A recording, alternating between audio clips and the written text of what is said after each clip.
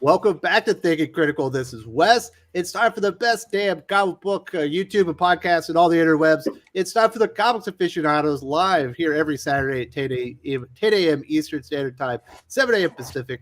Obviously, I'm in the Philippines, so it's a little bit later here, but we're excited. We got a lot of actual news to talk about. It felt like the comic industry took 2 weeks off. Essentially nothing happened, and all of a sudden, within the span of 72 hours, there's more news than I could cover. So that was a good problem to have this week, and I got a great panel to talk about all this. First up, we've got first time on the channel. I was just over on Max's channel a couple weeks ago for a little interview. How you doing, Max? Also known as MVP. Yeah, thank you so much. I'm doing well. Thank you, Wes. And I'm excited to be here, excited to be on the panel.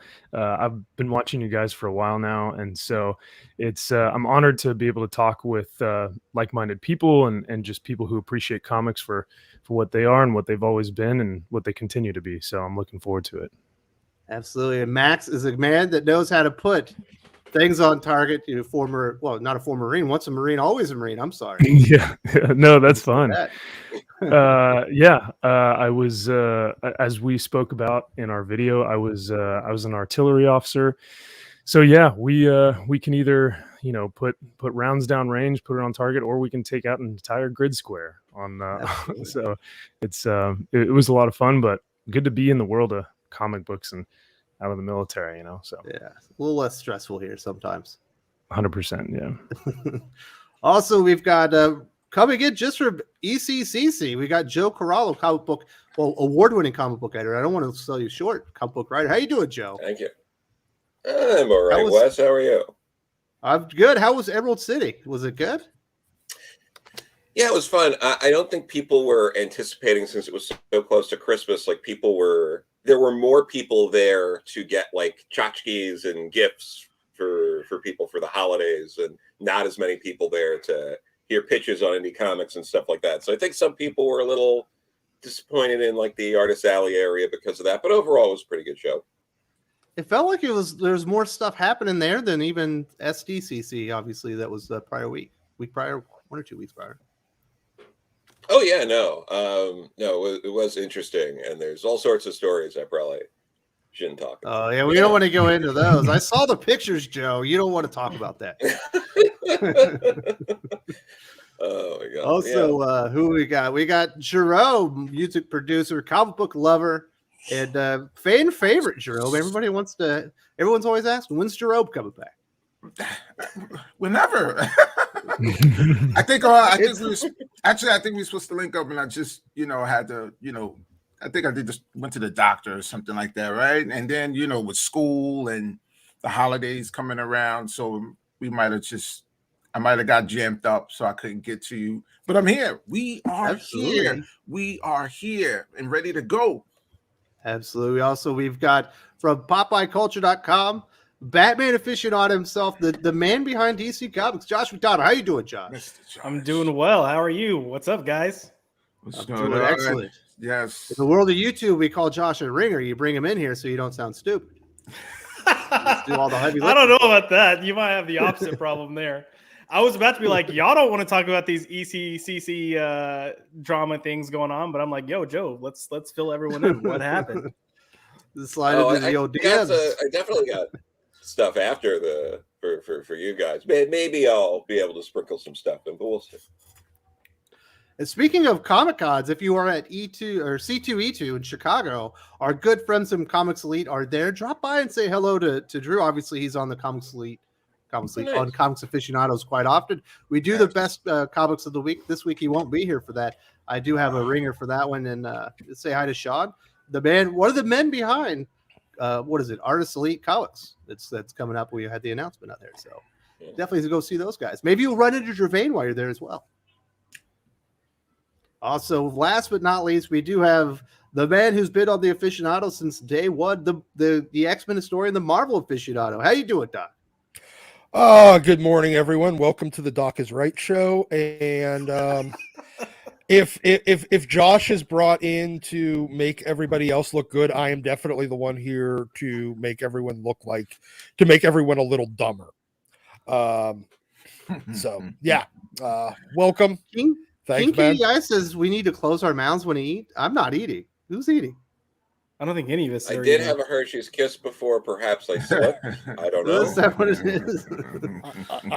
I don't even have my camera on, so I don't think I've ever eaten on cam. I drank a beer once, but you're thinking of Fatal J, not me. I was about to say, I know Fatal we J look is not alike. here today. We look alike, Yeah. a lot alike, but it's not it's not. Yeah. Yo, Wes, who was the guy that it was some guy on this show one day he was eating cereal like in live Yeah, that's time. Fatal J. Oh, Fatal he J. was- Yeah, no, that's Fatal J. yeah, that Say- was cereal, cereal breakfast or burrito. just maybe Hamburger? he's just talking about my avatar because it has open teeth. Maybe that's what it was. Oh, Yes. it was Joe. It was. Were you eating a banana? but that was I before, didn't right? start That yet. was like weeks ago. but- Oh, yeah. Well, he must be Hold talking about the on. bagel. Hold on. There we go. Yeah, Now Joe, we if you got eat the that cat of banana. this sucker. Yeah, don't worry. Yeah, I go nuts Oh here. my goodness. I'll be back. Don't worry. We need to put the kidding aside for 1 second and talk about the terrible news that we got this week. Obviously, living legend George Perez put the information out there that he's been diagnosed with stage 3 pancreatic cancer. Doesn't have much longer with us, but it sounds like he's going to enjoy life to his fullest. What the time that he has, definitely wants to hear from the fans or whatnot. Doc, obviously you are a lifelong comic book reader. What were your thoughts on this? Or do you have a story about George Perez that you'd like to share? You know what? I've met George a few times. I never really had a chance to. I'm not one of those people that whenever I do meet people, I really want to monopolize much of their time. So I try to take this, let them get through their line. But I like to meet with a lot of these legendary guys, and George is probably one of the nicest people, just genuinely nice people. He gives. He's not the most, Jim Steranko is very kind of boisterous and engaging. George is kind of the opposite. He's very, very kind of soft-spoken, but he is so nice. Him and his wife, I've met them a number of times. They're almost always together. She makes all of his shirts. That's like they're the most adorable couple. George is the nicest person I have ever met. He's right up there with Michael Turner as one of the nicest people in comics that I have ever met. And it sucks so bad to see all the best people in comics be taken away like this, because George, I want him to enjoy every single moment that he has left. I'm so sorry for him that he has to do it with failing eyesight, but the man is just he's a fucking treasure, seriously. Like as a person, he will never not give you his time. He will give you as much time as you want. And I always felt like an asshole for taking more than 2 minutes of it, because he had so much to give to everybody else still. Yeah. Does anyone else have anything to say that they wanted to add to George Perez? To hear that news when I saw that on the feed on the show, yeah, it was a blow, because just the idea of that of hearing that story, this is almost like just like how we all can agree upon. This is like a living legend. There's just no way that you cannot almost be impacted by this guy's work, or just act as if you don't know this guy's work. His work was so powerful, compelling. It just always captivates you. Even now, it can still capture you. I even made sure earlier today I was just looking at some stuff. Even last night, I was looking at some stuff and just getting the throwback feeling from looking at a lot of his books, like the Justice League books and the Titans books. It was just like, it's just stunning. So yeah, it's just like, it's almost like the comic community should be right now just sitting there and just offering humongous love to him, and also doing a lot of reflection on their own. We have gotten so centralized amongst each other. We some of that too. We need to start practicing a little bit more perspective, because some of our greats are going, and we need to pay them homage, and we need to make sure that they're appreciated and valued. And I just hope that ultimately, even though it might be a far dream, just the big two just do something magnificent for them, something that they couldn't do for Ditko, or something they couldn't do for Kirby, even Lee, almost, in a sense. I mean, they did something very nice and went through and had a lot of books running during the year and dedication for them. But George did a lot, a lot. Very much so. Like him again, like Perch said something about the Mount Rushmore thing, and it was like, yeah, without a shadow of a doubt, him, Kirby, Byrne, they're up there, and it's like they did a lot for us, so it's I'm standing with Doc on that one. He needs to be cherished and honored, to the highest. Absolutely. I think the only thing oh, sorry, Joe. I think the only thing I'd say is just it just speaks to his character about what he said about trying to do one more signing, trying to do one more meetup. It, like I said, it speaks to his integrity, his character, and his love of the fans and the comics that he's made. He could just say, you know what, I'm just going to spend this time with family, but the fans for him are his family. As well. And so that's pretty much, of course I got a lot out of that whole post that he made, but that was really the thing that hit me the most, and the thing that sticks with me. And like I said, just speaks to him as a person. So yeah. Do you feel like an uncle to you guys? Like, that's how it hits me. Like an uncle that long distance. Like, when you heard it, it was like, what? Like, I think in some ways, whenever you have anyone that you don't actually know personally, but that inspires you or moves you in certain ways, you have some type of strange connection with them, as if you feel like you know them. And I think when you have people like this that you've seen do interviews, that you've read interviews of over the years and have kind of like stayed in touch with what they're doing, it also creates this feeling of a personal connection. So I get it. I'm with Max. For me, it was just like the grace of how he handled this situation. I think it'd be really easy for anyone to close themselves off in this time, and he's doing the opposite. He's opening himself up, and like, it gives me chill bumps. But kudos to him for what he's doing. Yeah. No, he similar to Doc. I've met him at a bunch of shows, but I also didn't take up too much of his time. He's very gracious, very kind. I'm lucky enough to have some things signed and sketched by him, but it's also the way people talk about comics, how comics have been going, what's been done in the past, what's going on now. This was a guy who this is a Puerto Rican guy, grew up in the Bronx. He started at the bottom. He was Rich Buckler's assistant, worked his way up. He was creating Puerto Rican superheroes in decades before people were making a big deal about there being a need for that. He created characters within the New Teen Titans that are actively both coming out in live action shows and cartoons today.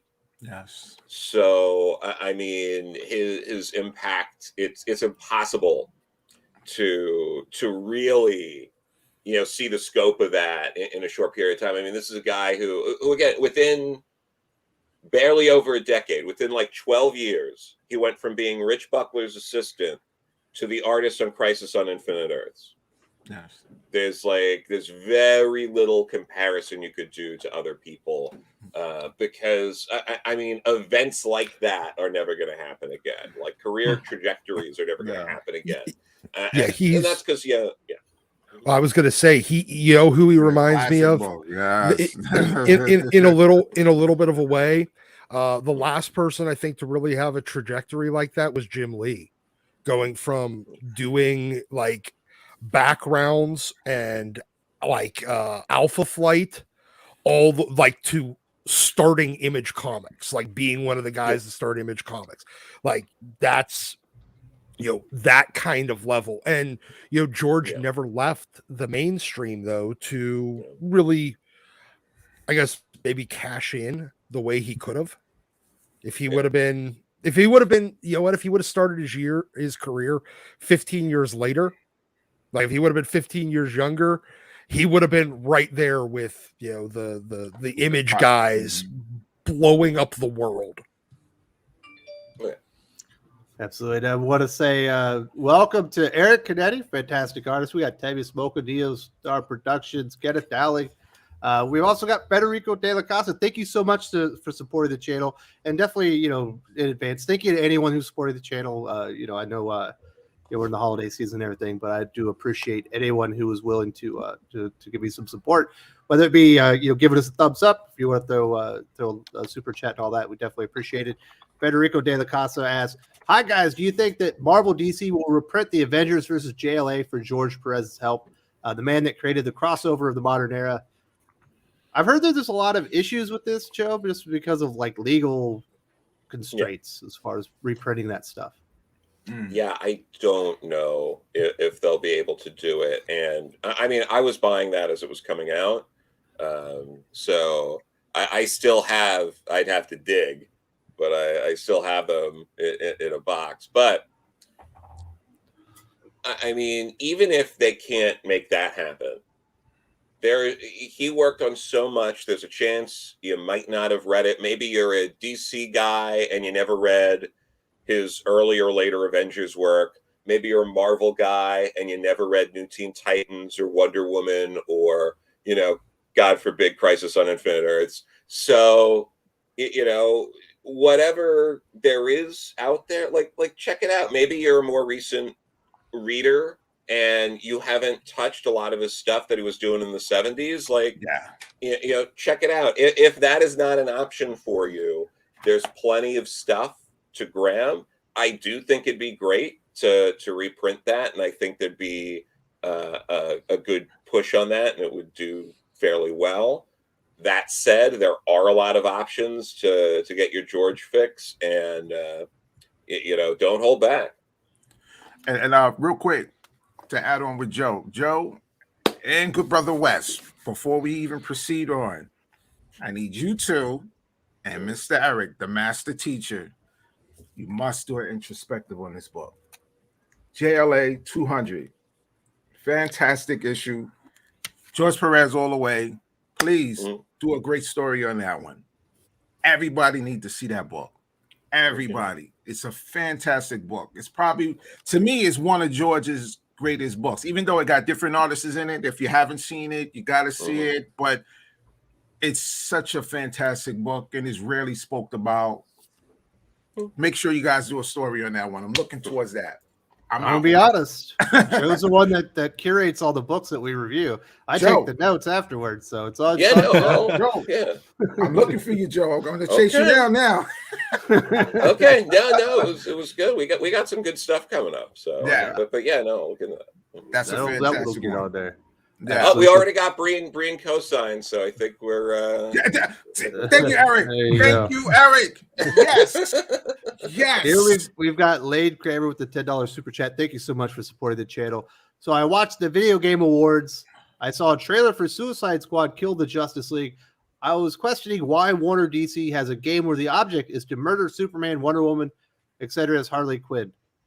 I don't know. You got Grand Theft Auto out there, Doc. It's not like there are games out there where you're the bad guy. I think it's weird that they want you to kill like their big name heroes, but I mean, look, if we really seriously think about it, the biggest game DC has ever had was Injustice, where you're running around as an evil, you know, there's an evil Superman as the basically the primary character.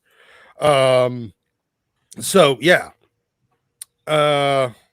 No, it's not really that surprising. Plus the fact that they have this weird obsession with thinking that the person killing the superheroes is the good guy, I guess. I don't know. The comics are weird these days, and comic companies are really weird. And as we will discuss shortly, in the future of this particular live stream, let's just say the moral compasses of the people making these decisions might be spinning like a fucking record. Okay, well, that was very descriptive, Doc. We've also got Kenneth Dowling in here. He says, hello, most wonderful gentlemen. Glad to see you guys today. Joe Corallo, great to see you back on the panel, good sir. And welcome to the new guest. Let's go. Now, the new guest is MVP Maxfield. You got to tell him, what's your villain name? Maxfield. I need to twirl my mustache and have a cat in my lap when I say you're it. Not that kind of villain. You wouldn't have a top hat and a monocle. Like you'd have like a nice suit and like a private jet. Yeah. There you go. So my full name is Maxfield von Priestley, and so that's where the initials MVP come from. But I just go by Max. But yeah, so thank you so much for saying that, Kenneth.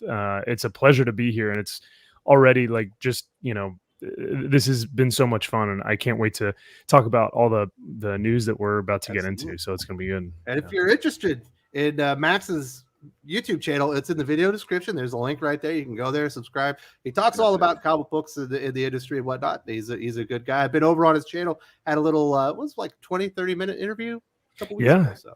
Yeah, just about. It's great. Absolutely. So definitely check that out. That's time to get into the show. We've probably the latest we've ever gotten into a program, but it's time to talk about this Jordan White interview from Adventures in Poor Taste. Obviously, he was responding to the criticism that the X-Men office and Marvel received for the X-Men Green story arc that was in X-Men Unlimited within the Marvel Unlimited app. I was not a big fan. A lot of people weren't big fans of this one.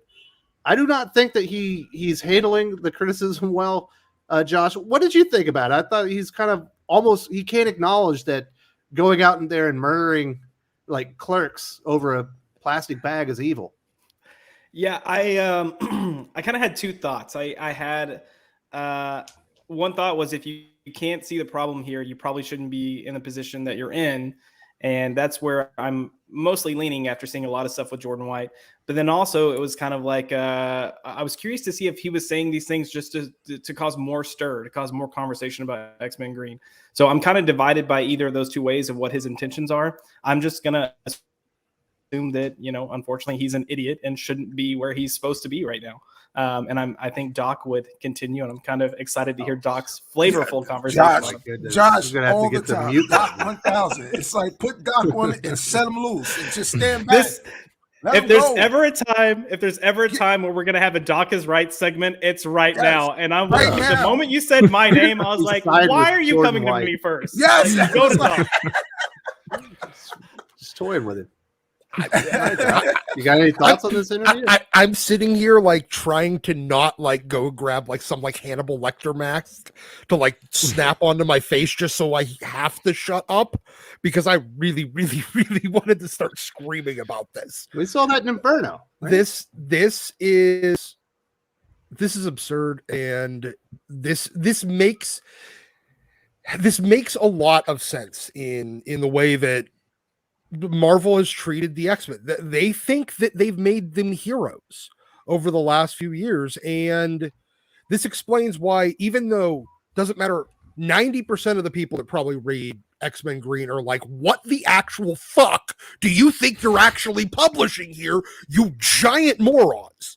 And everyone else, like the 10% that's like, oh no, this is fine. These are actual crazy people. I'm sorry.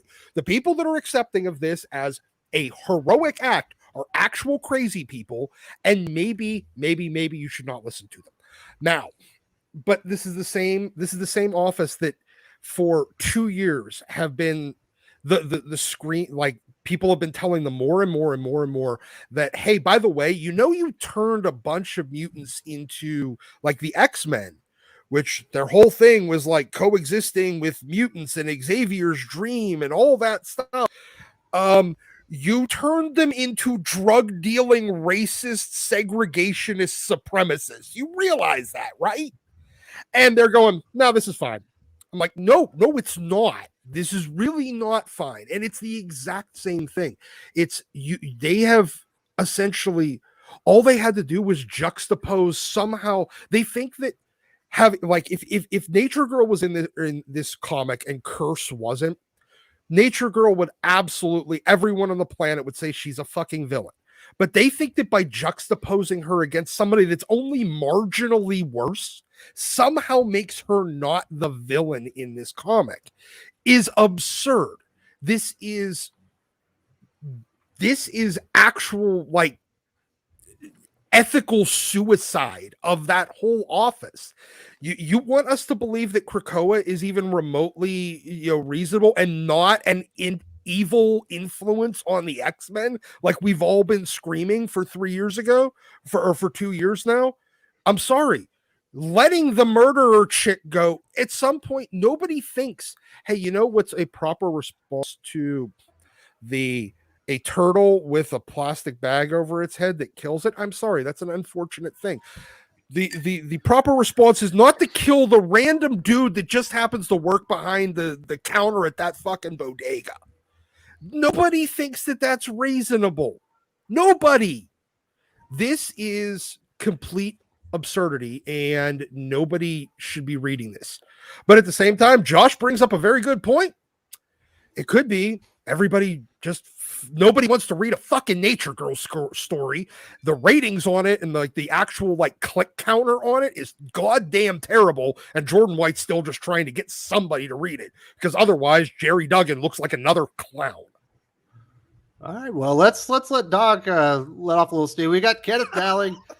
He says, Max, your full name is a great name. If you don't mind, I'm definitely using it as my villain name in my story. Does he have your consent? Kenneth, I'd appreciate it if my name was used for a hero, but you know what? In today's in Marvel, apparently they don't know the difference between a hero and a villain. So you know what? Go ahead, use my name. It's fine, brother. I appreciate it. Thank you.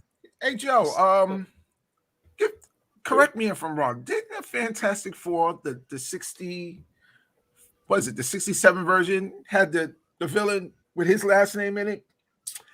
Jacob von Friedman. I think it was something like that, right? Remember the one when they set him up to do the movies? Oh, guys, I'm a little older. Okay. I can't. It's been a minute, but yeah. I think, We're gonna get you on that, bro. You're not MVP. You're not gonna live this out, bro. That's all right. That's all right. You're not gonna live this out. It's the nature of Max, if Marvel's writing you, you might want to be a villain because they're going to take better care of you that way. I mean, if you're a hero, you're going to just be trash. That's true. They'll people will sympathize with me, and they'll go like, "No, we understand his plight. Like, this is the good guy." Yeah, who knows now? See it already. I'll be. Oh, go ahead, Wes. Sorry. We've also got Lane Kramer supporting the channel. Thank you so much. Hellions 18 was so great. Earned regret for the Quiet Council, unlike Green. Goblin Queen and the Quiet Happy Smile for Great Crow, Blad Jordan. Absolutely, Doc and I talk about the Hellions 18 tomorrow on This Week in X-Men, and here's a spoiler. We liked it. Let's put that one out there. Joe, I saw you champing at the bit to get in here. I do want to add a little bit to this because absolutely these are. I think it's safe to say that these X-Men comics just made for Unlimited are pretty low priority. They're probably not getting the same attention or care as these other books. They'll just put them out however it goes. And I will say one thing in defense of sort of what Jordan was saying in the interview. If, let's say, this was Jerry Duggan's idea, and Jordan's like, yeah, sure, do that. I gotta figure out the jigsaw puzzle. That's the schedule of getting these books out and worrying about that. And then that comes out, and then there's this backlash because there wasn't the same attention on this, because it's like, who cares? It's for Marvel Unlimited. We're just sort of padding things out and offering things to people. It wouldn't look good if Jordan did an interview and threw Jerry under the bus, So he could be aware and just doesn't want to throw people under the bus, because no one looks good that way. It would make Jerry look bad. It would make Jordan look bad. It would make the office look bad. So I think there's a chance that this whole thing was, you know what? The way to deflect as much of that as possible, or the version of that with the least amount of internal frustration and drama, is to just be like, oh, I didn't see anything. Well, he said when they proposed the story, he said, no, absolutely not. You can't do that. It was like, well, hey, you had good instincts. Or maybe you should have worked the story a little bit more. Yeah, I was going to say, sure. I fully understand where you're coming from, Joe, but I think if you wanted to deflect this as much as possible, the best way to deflect this would have been to say, yes, we hear you, just wait. And then it would have implied, like, we're going to acknowledge this within the story. You still have time to potentially put something into the story at that point, and people would have calmed down. But I think it's people reacted strongly because it is a little extreme what happens, especially if you're supposed to view this character as a hero. And then having them be like, we don't fully see what the problem is, I think just drives it home even more. People to be like, this is why you shouldn't be doing this. So I think I fully understand it's got to kind of like protect the office, make sure you don't look bad. But I still think it could have been handled better. But is there anything to see? Because there is that assumption that they're going to carry this storyline anymore anyway. That's what the little cliffhanger said. The X-Men Green return in 2022, right? Yeah, but that's not the first time that Marvel's been like, they're coming back.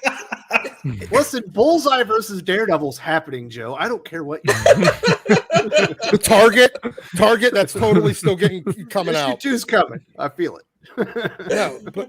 but no, no, they are going to address this. It's written by the primary writer of the X Office these days, and it's relating to Krakoa's the one that let her fucking go at the end. And he's kind of a central character in all this stuff. Actually, I'm sorry, Kieran Gillen's likely the one that's going to actually follow up on this, and that's actually somehow even worse. But no, look, if he wanted to deflect criticism, he could have not spent like 20 minutes justifying it and be like, okay, well, we hear you, we understand, and just be patient, as Josh said. And then they can go and, backpedal a little in one of these stories. Or just say, hey, it's Marvel Unlimited, nobody fucking cares. All right, Doc, simmer down. We got Eric O'Sullivan in here supporting the channel. Thank you so much. $15 is very generous. Really appreciate that. He says, do you feel the non-disparaging clauses of their employment contracts have anything to do with Jordan not being able to say anything critical or accept fault in this terrible message? Thanks. Do you think there's specific clauses in there, Joe? Where I think he's just, he is the group editor. If there's a overwhelming amount of criticism, ultimately you have to kind of fall on the sword and accept it yourself. Maybe some level of that's possible, or a fear of getting too close to something like that. So staying as far away from that as possible. But yeah, I mean, this is also a time where, the office is in flux. There are people leaving, there are new people coming in.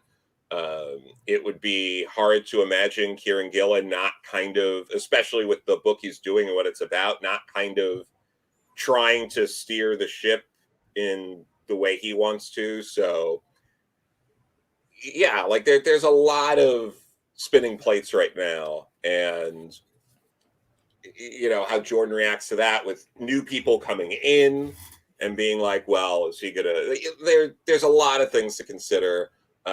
Ultimately, and not to disparage this website or doing these sort of interviews, only so many people read these interviews, only so many, like, more people are aware of this interview probably through channels like this than would have naturally gone and clicked and checked it out. And that's just the nature of these things. I've written for plenty of websites that talk about comics. That's just how it goes. But yeah, so while I think there is some element of that, and also the tight knit nature that even if there wasn't a clause, it's like, oh God, I gotta have this interview run, and then I'm still in the same Slack as these people. I can't, like, that's awkward, you know. So there's things to. Can't I they think just- Jordan was doing the right thing addressing it. There was enough people Yeah. that were talking about it. I just don't think he's very good at the PR part of the side where you realize you have to accept the criticism, but as Josh was saying, you say, listen, you got to wait for the end of the story. We said this is going to be continued. We agree that murdering people is wrong. You know, we Are believe we in sure? Are we sure that he believes murdering people is wrong? That's what it comes down doesn't to. matter if he believes that. That's just what you have to tell people. There's plenty of stuff that you don't have to believe, that you have to just say it. I understand that, but I don't think he's even aware enough to that he needs to. That's say my that. point. Is why he's not good with the PR part, where he doesn't realize you just got to put the message out there and try to put out the fire, not add a little fuel to it, but then like, well, technically, she's kind of got a little authority in her. Like, they're the heroes, right? I'm like, when the fuck were the heroes, the authority, the heroes? I thought they were they went too far. Yeah, they were supposed to be I love the Authority as a comic, but it's supposed to be a cautionary tale. But then again, we're in a world to throw people into the sun. He loves the Authority. Shocking. Yes, I mean, we are in a world where they've decided to use 1984 as an instruction manual instead of a cautionary tale. So why the fuck not? You know. Well, it really comes down to the leadership aspect of things and where he could have said no twice. Because there was, in that article, he says, no, absolutely not. And the second time they brought it up, he says, like, no, that's absolutely crazy. So there's 2 times that his instincts came in and said, no, this is not where we should go in this direction. And knowing that, you look at Lore Olympus, which is, one of these kind of scrolling webtoon type of like comic books. You see how well that's doing. They should be promoting this. He should be promoting this at a level to where, hey, you guys can access this stuff just like Lore Olympus. But like you said, Joe, it doesn't even seem like they care. It's like this is the last thing on their list. Like that they don't have any investment into this platform, and so they just put these stories out there. So it really comes down to the leadership and where they actually want to go with the story and also with the platform, because they could utilize it for something really great. But for sure, I would say it's double plus ungood. Yeah.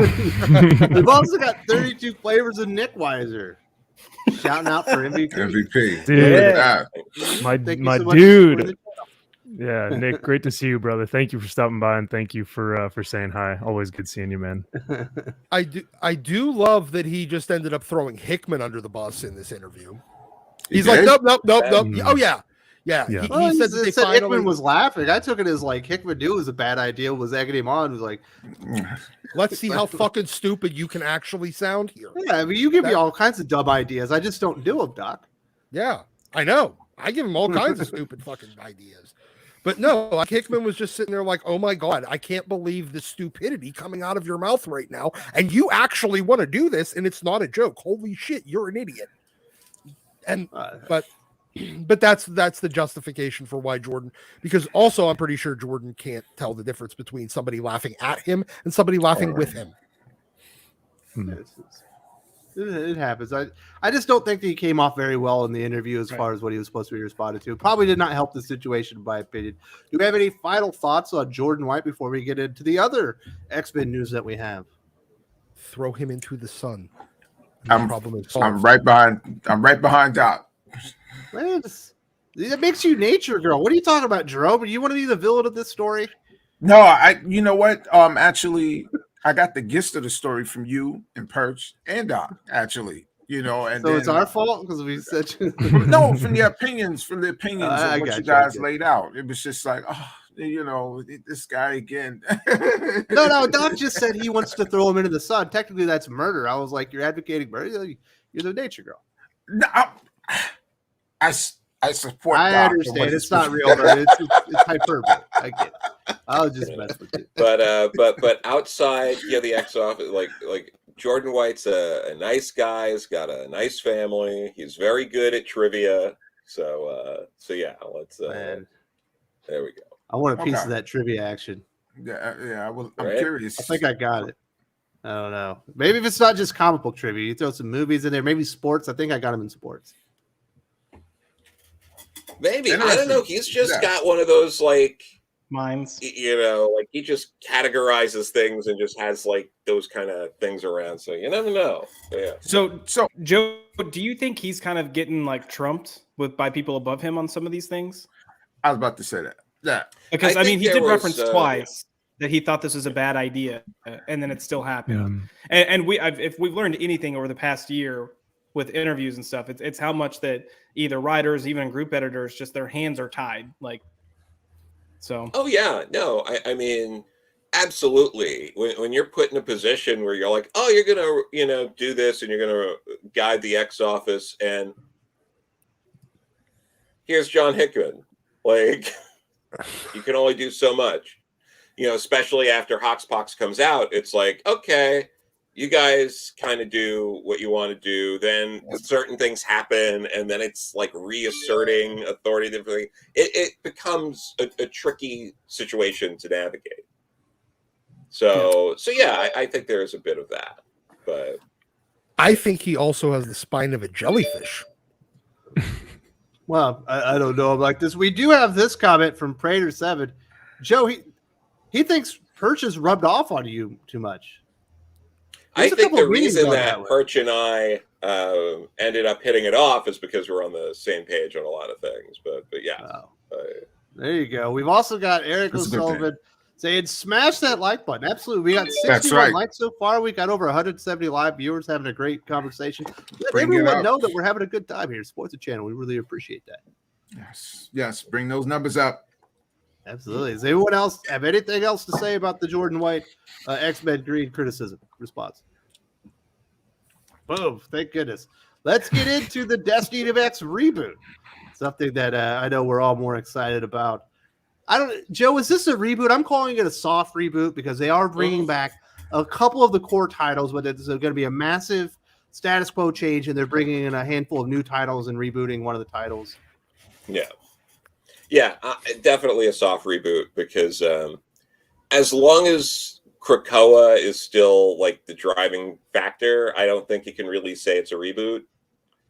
I think once the higher ups, you know, I don't know, maybe in a year or two, like once they're getting ready to do, you know, integrate the X-Men into like the MCU and all that, we'll probably get someone higher up at Disney who's going to be like, oh, that's cool. Yeah, we're going to do this. You know, like everyone loves the X-Men, you know, it's like, you know, Wolverine, Storm, all these guys. And they're out like, yeah, they're up in Westchester at the mansion and they're, you know, fighting Sentinels and they're fighting the Brotherhood of Evil. That's great. And then they're going to pick up these comics and go like, oh yeah, no, we're going to have to reset this whole thing. Sorry guys. Just, you know, kill Moira again, or it was some sort of Legion fever dream or whatever, and start again. Man, Legion Fever Dream, that's got potential, Joe. It does. I've been saying no. Franklin Richards. Yeah. I've figured out a way to fix all of Marvel for like the last 15 years.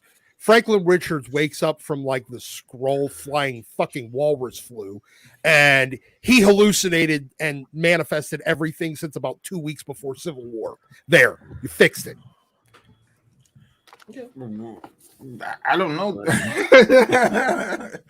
Everything since then, all the shitty era is gone. It was all his hallucination. And then once he wakes up, everything resets to 2003. Yeah, but then they would have to retell all the stories that we liked, and we wouldn't have. You know, Which one? Like the 5? There's like 5 Oh. stories that were any good in like the last 20 years. Do you want to see him ruin them by redoing them? I don't No, I want to see them not do them. I want, because you know what? I will take not getting those 5 or 6 decent stories over the 390 that were bad. All right.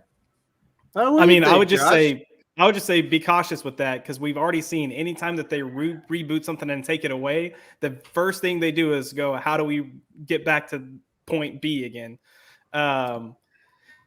Yeah, I'm not excited. And again, Joe's completely right. As long as Krakoa's there and it's in the background and it's a main driving plot point, it's not going to be a full reboot. I think they're trying to call this a reboot to win the graces of the audience because they know that people are kind of fed up and tired. I think numbers are showing it to a degree. So they're doing what they can, to create some buzz. But I think we're going to get the issues. And if we're lucky, we'll have some good writing. I'm not expecting much, though. And, I'm going to be honest. I checked out of X-Men a little while ago, and I mainly keep up between you guys. If we have an issue we're going to cover, I try to read it. But at the moment, I don't care. And I do think Joe's right. I think at this point, they know they're probably going to have to do a full reboot when the movies come out. So I wouldn't be surprised if they're just biding their time and doing crap until then. And if they can have the clout and pull to do it, they should partner with Disney to try to get some information of where the films plan on taking the X-Men so they can start crafting a really good story now.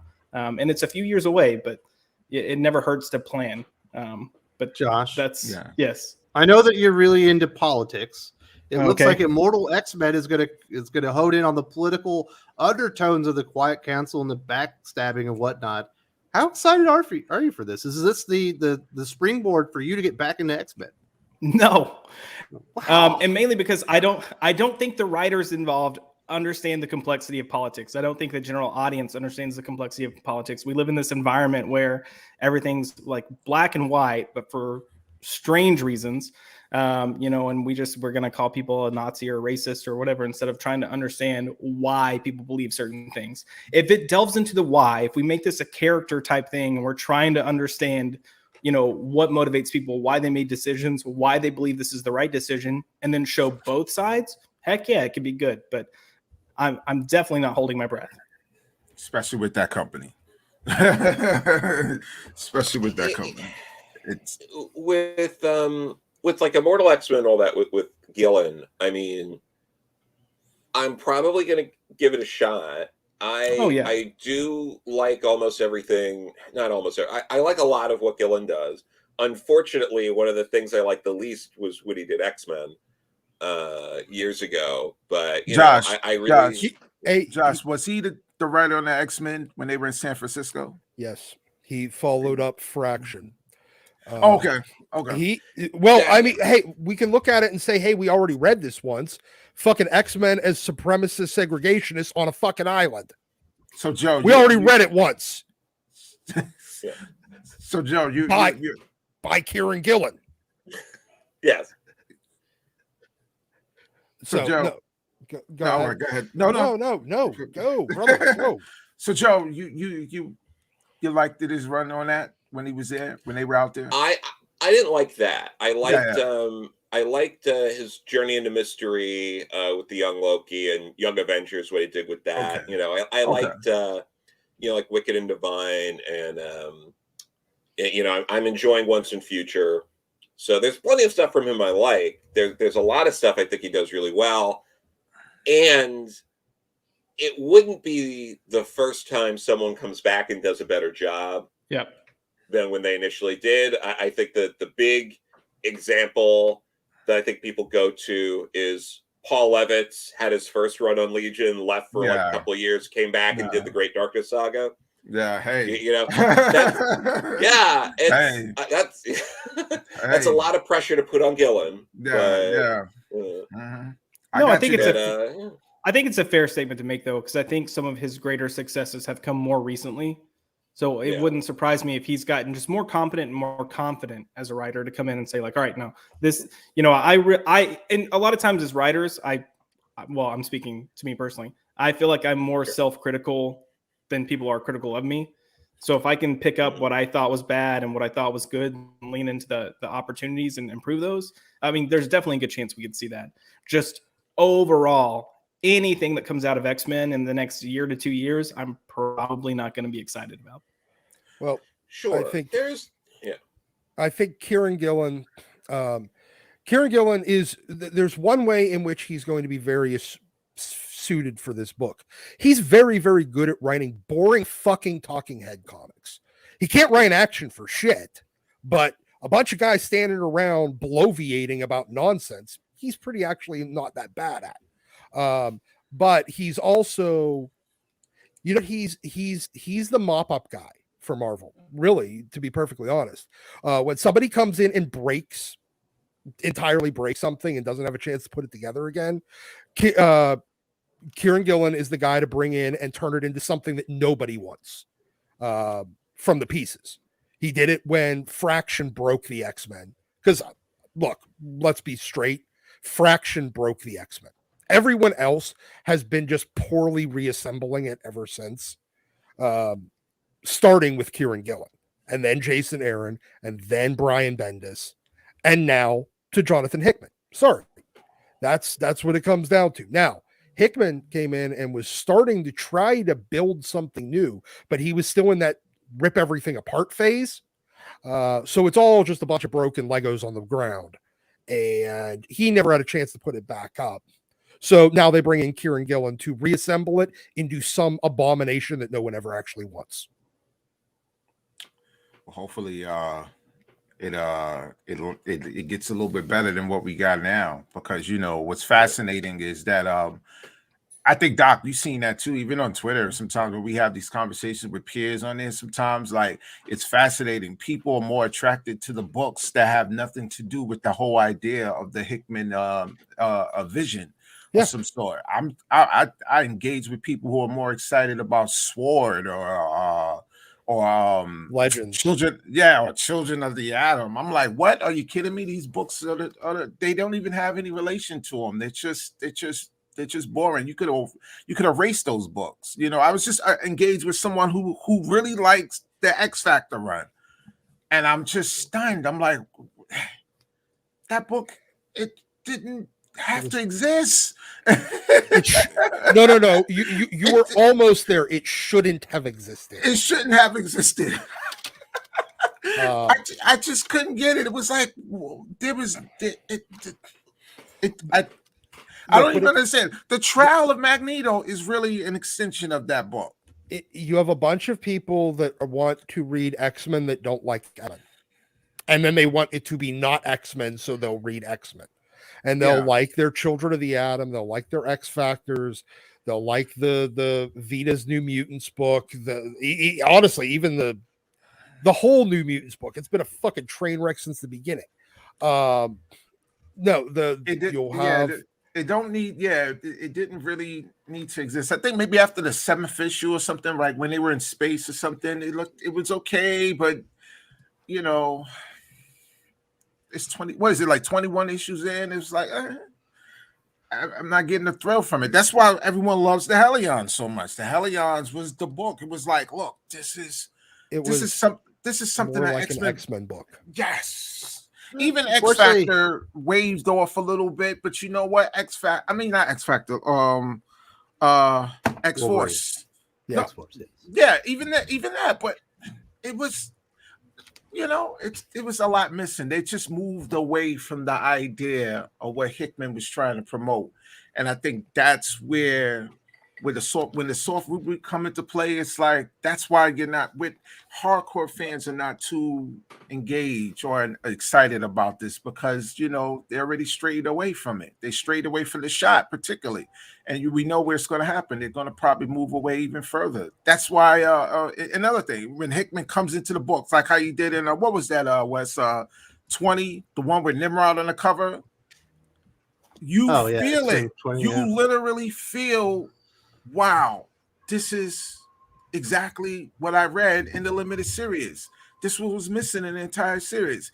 When he came back and he did Inferno, same thing. It was like, look, this is where are the writers? Are the writers watching what this guy is doing? Are you getting inspired by what he's doing? Do you want to take the levels up a little bit with your writing? Because these little stories that he's doing, they're going out the park. And that's what the X-Men books should be about. You should be excited about it. You should be engaged about the weirdness, the evilness, the underhandedness inside of the stories, what's going on. And we don't. All right, Kenneth. I've had this super chat up for a while, buddy. I hate to break in, but I don't know when you were going to stop. But we do have Kenneth Alley with the $20 super chat. Thank you so much for supporting the channel. Very generous. Destiny of X feels like X-Men in disarray, or taking scraps from Hickman's story that they sabotaged. To Joe's comment, will they even be called X-Men in the movies? A producer in Disney said she thought the men in X-Men referred to gender. What do you think, Joe? We've heard that the mutants rumor out there. They got to call it X-Men, right? It's the brand. No, I think they'll still call a movie or something like that X-Men, but they're still going to be called mutants and stuff of the shit. You might not hear the term X-Men that much, because they're mutants and they'll use slang to refer to them as different things. We probably won't hear flat scans or anything like that, but yeah, I think they might not bring it up too much, but yeah, I think the term X-Men and stuff like that will come up, and they'll use that with the movies. In fairness, it was just Victoria Alonso. So Well, Yeah. she's the Maybe- one the primary maybe- producer of the entire MCU. no, she's a location scout that has a production. No, that's what she started out as, Doc. She's been a major producer on all the MCU films, starting I think with Captain America. Look at the credits. I'll jump in. I mean, I think Kevin Feige is too smart to not use the X-Men brand. So I fully say you're going to see X-Men pop up. That the first movie, depending on how they decide to introduce mutants in general, your first movie might be mutants. Just for them trying to do something different, depending on how they approach it. But you're going to see X-Men as a brand at some point. Like, I have no doubt. Yeah, that would be great. But it does, Doc. It does feel like they are taking some of the scraps of what Hickman was going to do, but they've kind of moved in a different direction. Yeah, Do you probably. guys see them? Do you guys see them doing the whole? Because they're bringing back the '92 animated series and they're calling it X-Men '97. Do you think they're going to have to play off of the nostalgia bait and do some sort of a '90s Jim Lee, Chris Claremont thing? Do you think they're going to try and go with a completely different direction? Because I know that by selling that brand of X-Men, people are automatically going to have either the X-Men films or the classic X-Men animated series in their head. So do you guys think that they'll try and play off of that, or I think for they're the trying to MCU? get Hugh Jackman back and play off what succeeded in the X-Men movies before, just like they're kind of doing, bringing in some of the Netflix MCU stuff that didn't tie in already. I think they'll wear it like a fucking skin suit and then use it to, like they have everything else, key jangle, and it will have nothing to do with it. Yeah. Perhaps. We do have this. I definitely want to put this comment out there. Thank you so much once again to Ken Dowling. We've got Gabe Hernandez from Weird Science DC. Congratulations on the Backstar trade, Joe. Thank you. I appreciate that. That's awesome, man. Congrats. That came out this week. What's that cost? About 15 bucks? Yeah, it's like $15. Yeah. There you go. You get a full story. And are we getting more Backstar? Can you confirm or deny that yet, or are you just going to leave us hanging? I actually I am not sure yet. We got to see what holiday sales and things like that are like, and then go from there. But I am actively working on other stuff. Don't worry. There Joe, we go. it's okay. I already confirmed that there will be Backstar 2. That's I true. did it months ago. Yes. You don't have a choice now. I was gonna say, do we need to start a fan campaign? Should we mail something to someone? And what should we? Yeah, mail? we need to Well- start one of those petitions. Yeah, right. People love So to- speaking of holidays that Joe just brought up, I know that a lot of people that are here, they might not have kids or whatever, might not have plans on Christmas morning. The Comics Aficionados do not take a week off, and we will be live Christmas morning with the special panel. So if you are looking for something to do, we'll be here just like we always are. So hopefully, Fantastic. people will show up here with us. Let's get back to this next DMX soft reboot. Max, what are your expectations for this? Is this do you think they're gonna have any new ideas? Well, it worries me because, and I think I can echo some of the sentiments of some of the guys in the panel and chat. I think Kieran Gillen is capable of writing a good story. I'm just not sure of the material that he's given that's going to lend itself to anything exciting or anything that people want to read, because the solicitation says they backstab each other, engage in tumultuous drama, and form shadowy alliances to solidify their interests in the mutant haven. And then it's big ideas, he says, politics, fights, and fashion. And I'm thinking, that's not really big ideas. You know what I mean? Politics, fights, and fashion. backstab. It sounds like Real Housewives of Orange County or something. So I don't really know. Real Housewives of Right. Krakoa. That's right in fucking Kieran Gillen's wheelhouse. That's exactly what he writes in everything. So if I don't know, because he did, and Doc, he did that. I don't know if you ever got a chance to read the Warhammer 40,000 series, the Marneus Calgar. I'm a big Warhammer guy, and I enjoyed it for what it's worth. I've been reading a couple Once and Future issues, but I haven't read his X-Men, so maybe I can't speak to that. But if that is his warehouse, like you're saying, then yeah, it'll be right up his alley. But like I said, I read the solicitation and I just said, no, this isn't what needs to happen with the X-Men right now. And I'll tell you, Kieran Gillen's Darth Vader series was fucking kick ass. Yeah. Nice. Go ahead. No, I was just gonna say, if there's two things going for this book, it's one, he's definitely a more competent writer than a number of the writers that have been covering the X books, and two, we're already not expecting much. So with our expectations lowered, there's a better chance we will enjoy it. So, I mean, am I going to give it a shot? Yes. Am I excited? No. But that's not necessarily a bad place to be. I got a sneaky suspicion it's going to be like my expectations were low, but holy fuck. No, but there's a version where something like Immortal X-Men and all that could work. I mean, if you're doing a comic that's really about the council sending out teams on like missions and stuff like that, and it's only like 2 to 4 pages each issue of like talking heads debating on what's going on with these different missions, that could be fun. Yeah. Oh yeah. But I think we're going to get a lot of backstabbing. We're going to have a lot of Emma playing politics and I can see the that. White Palace and stuff like that. Yeah. I just have a feeling. Yeah, like what you said, Wes. The Real Housewives of Krakoa. I think that might be the proper title for it. But we do have some other things coming out here. What I'm surprised by, Joe, is that they're reusing the X-Men Red title. My assumption that it must have to do with Arakko and Mars, because that story was in Sword, which we don't have anymore. Or it could be the Madeline Pryor stuff that just got reintroduced again in Hellions. But Doc says that's going to be playing out in New Mutants. Are you expecting this to be the new Mars series with the kind of Storm at the forefront on X-Men Red?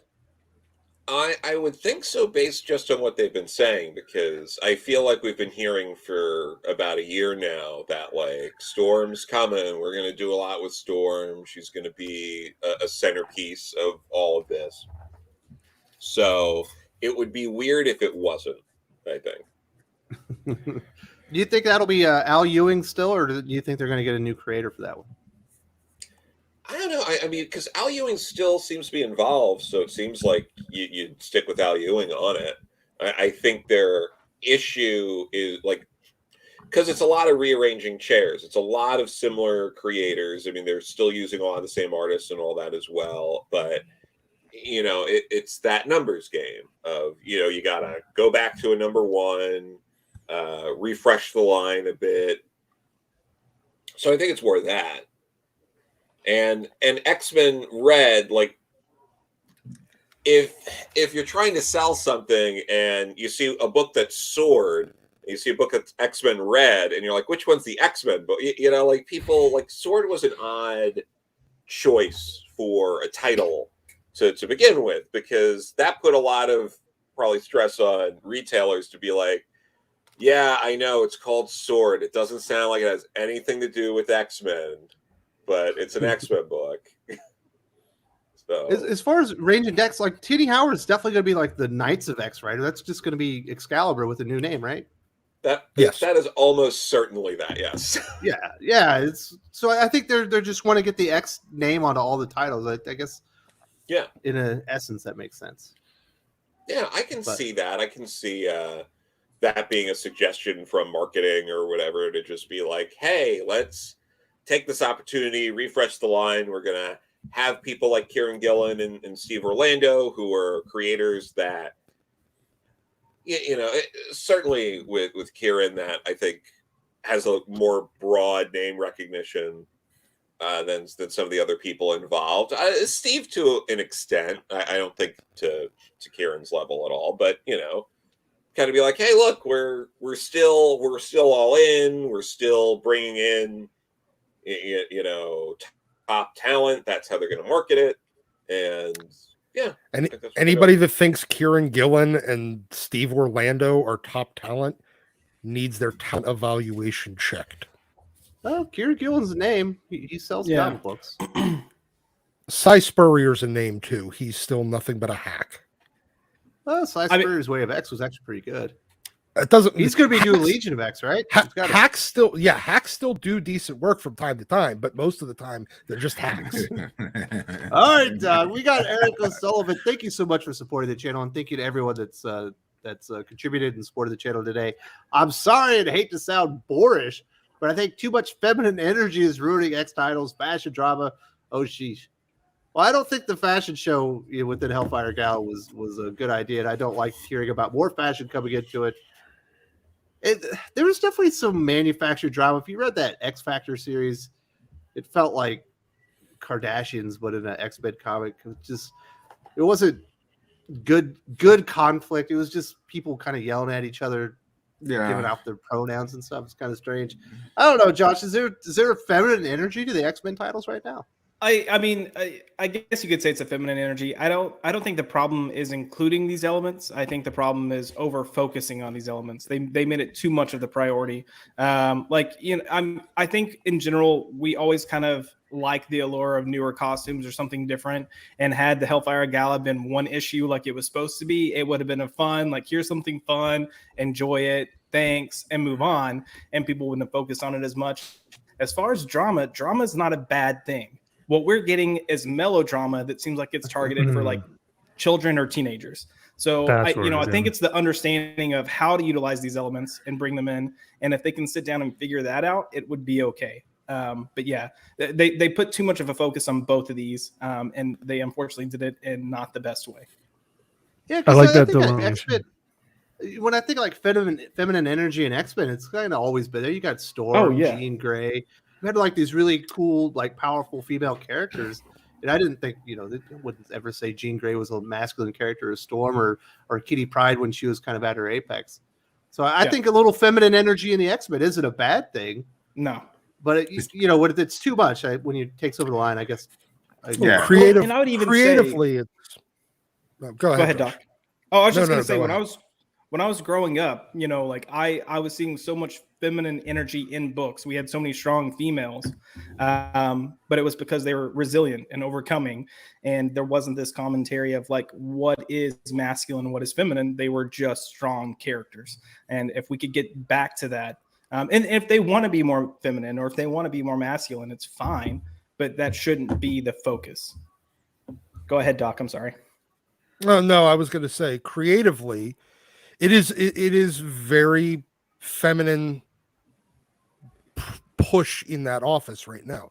I'm sorry, you have a lot of female writers. You have a handful of more effeminate male writers, and I'd say the only real masculine energy that you truly get in that office, like traditionally masculine energy, is maybe Ben Percy. That's it. I wouldn't have called Jonathan Hickman's X-Men effeminate. He's not in office anymore, is he? Yeah, but we're talking about what we've read. Okay. Well, I mean, prior to that, I mean, that was the point. I don't think it's within every title, though. There was none of that really in Way of X. I didn't really see that in obviously X-Force, Wolverine. I mean, when we read Hellions. Okay, I'm just talking about that he's talking about the amount of feminine energy. I'm saying that there's not very much masculine energy in that office at all. Well, I don't care about the writers. I care about the books. All right, Joe, you look like you wanted to jump in there. Sure. No, I mean, I'm not really viewing it in a masculine feminine sort of way. The way I'm seeing it, just from what I've read is and heard is it's less that and more. I think all of these things are happening because it's a lot of spinning their wheels. It's a lot of, okay, well, we can't have too much happen because we're sticking to this like phase one of the plan. So what do we do if we can't have action, we can't move the plot forward, we can't, have them take out these villains? What do we do? Oh, well, let's lean into the drama. And then I think that kind of, warps and turns into what I think a lot of people are seeing. Like that's more where I think it's coming from. Absolutely. So that was a conversation stimulator, Eric O'Sullivan. Thank you very much for supporting the channel. We've got common sense here. I hope Cy Spurrier returns for Legion of X. His Way of X is one of the good X-Men comics out there, and no executive meddling from Marvel. I liked Way of X. I didn't love the way it ended with that Onslaught one-shot, but I'm almost certain that he is coming back for that Legion of X book. What do you think of all that one, Jerome? Are you excited for that? I read it after I think one of our previous meetups. I did catch up on it. I agree with you. The last one was probably not necessary with the Onslaught part of it. Yeah, but otherwise than that, I like the build up. I like that it was isolated and it wasn't bogged down with, again, just like how Josh and Doc and Joe was talking about, a little bit of melodrama and it too much. It don't need that. But I was with you. I stand with you on that one. That was a pretty good one. Yeah, I'm definitely I'll be on that. We'll see how that goes. Johnny Jam Boogie. Man, that is a solid handle right there. Yeah. Thank you so much for supporting the channel. A lot of the mutant characters come across like yuppie hipster snobs. Go Army, beat Navy. I'll root for Army. I like working with those guys more than Navy, to be honest. What do you think? Is there a lot of yuppie, hipster, snobbish energy in there, Max? I think, I guess the yuppie, hipster, snob characteristic comes from a place of trying to, I guess, approach like a younger audience. So I think I can't put myself in their shoes or whatnot, but if I were to guess, I think that's what they're trying to get at, because every TikTok video I ever see, every YouTube video I ever see, it's very pretentious, or it's snarky. Snarky is the right word. You're a TikToker? No, I'm not, unfortunately. But TikTok Jam, don't you? But a lot of Twitter has plenty of TikTok videos that I see, and I just go, "Oh man, I'm so glad I'm slide not down. TikTok." Yeah, you slide down, right? So I got into TikTok. I just don't get it. Yeah. I mean, there's also a lot of like 30-something gays that see that and they're like, "Why is everyone talking about Kesha?" So Kesha, that's like so 5 What, years. Kesha the singer? She's all right. yeah, well, Some songs. She got some songs. It's okay. It was always uncomfortable when my nieces were playing like Kesha music, because they're like, if you listen to the lyrics, it's like, please don't do any of this. It's like all bad. For the record, Kesha was the musical version of Glitter and Herpes. Jesus, Doc. Is that a genre? I mean, It was kind the of lyrical a fair embodiment. I'm not gonna lie. Yeah. There you go. I'm with you on the yuppie hipster snobs. We could go with that one. Eric O'Sullivan, thank you so much for supporting the channel. In my honest opinion, good comics has always been a little soapy, like a Mesner Loeb's The Flash. That was great, but taking away from boys' entertainment with all this agenda made it unbuyable. Thanks, Beto. Absolutely, you got to have the little soap elements, especially in X-Men. There's always been interpersonal conflicts and different agendas kind of butting heads and whatnot. And, if I kick a dog, is Wolverine going to kick my ass kind of thing? There's always good stuff like that within those comic books. And I think it adds to the ambiance, Joe. It adds to the whole package, but it can't become the primary driving factor. Like, you still got to have the fun adventure stories. Sure, and if you love the Messer Loeb's Flash, Wes, Breen, and I talked about Flash 54, Nobody Dies, in the comic retrospective. So you should probably check that out. Absolutely, there's a whole playlist of those, and I've moved them up to the top of my channel so everyone can find them, because those are criminally underviewed. But that was absolutely a wonderful story that really captured the essence of heroism. Yeah. That's what I love about those. Go ahead, Josh. Oh, I was just saying, just to comment on those retrospectives, like, we constantly have these streams or videos, and we constantly have people commenting in the comments about how they want better stories or how stories aren't providing an A, B, and C. Those books that they're covering in retrospectives, what you're wanting, those books deliver. So if you're one of those people and you haven't been reading those books, just use this as your personal book club. Whatever they're covering, go pick it up, go read it, then go watch the video, because you're going to get fulfillment and satisfaction out of that. Absolutely. Yeah, Joe and Eric go out of their way to not like pick all the stories that you've already read or everyone knows about. They're like going for the unmined gems that have just been sitting there for decades, waiting for everyone to come back and discover and be like, oh, this was a great Flash run. It just, unfortunately, it got a little overshadowed by some other Flash out there, but it needs to be go out there and rediscover, Joe. You are the man behind essentially the retrospective. People don't know that. Well, thank you. Yeah, no, it's fun, and no, we also have to do more Captain America because I realize we haven't done as much Captain America as we should too. But we'll get there. Shameful.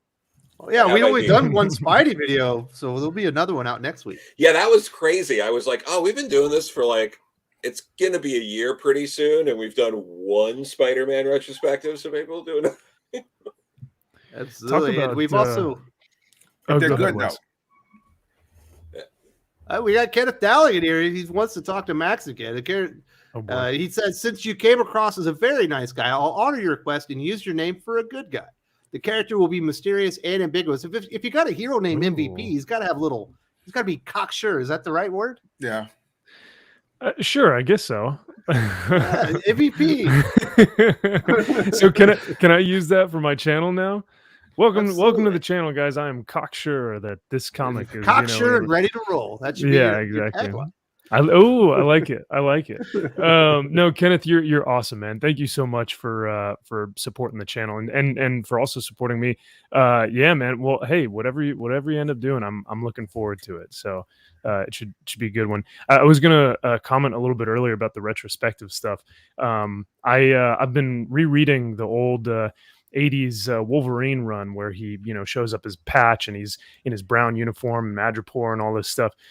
Talk about a great retrospective. I have been just loving going back through that whole series, so I'd highly recommend checking it out if you guys haven't already. So yeah, it's dope. Thank you very much, and thank you very much to Kenneth Dowling and everyone that supported the channel. Really appreciate that.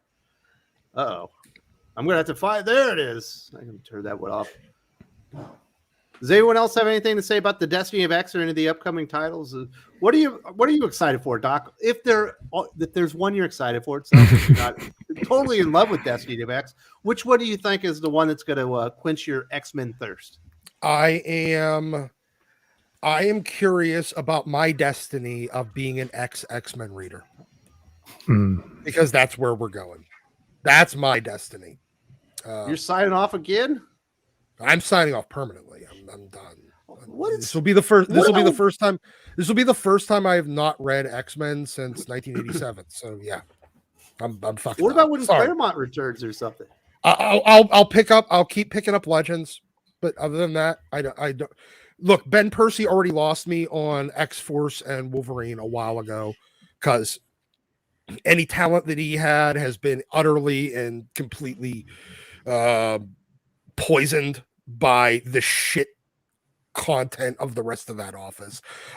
Jerry Duggan has never written a damn thing worth a damn, and the rest of the office sucks. So good job. Maybe I'll put good comments. You know what? Maybe I will read Legion of X, because I didn't. If Cy Spurrier is still doing it, because I didn't hate. I mostly liked Way of X, but fuck everything else. It's done.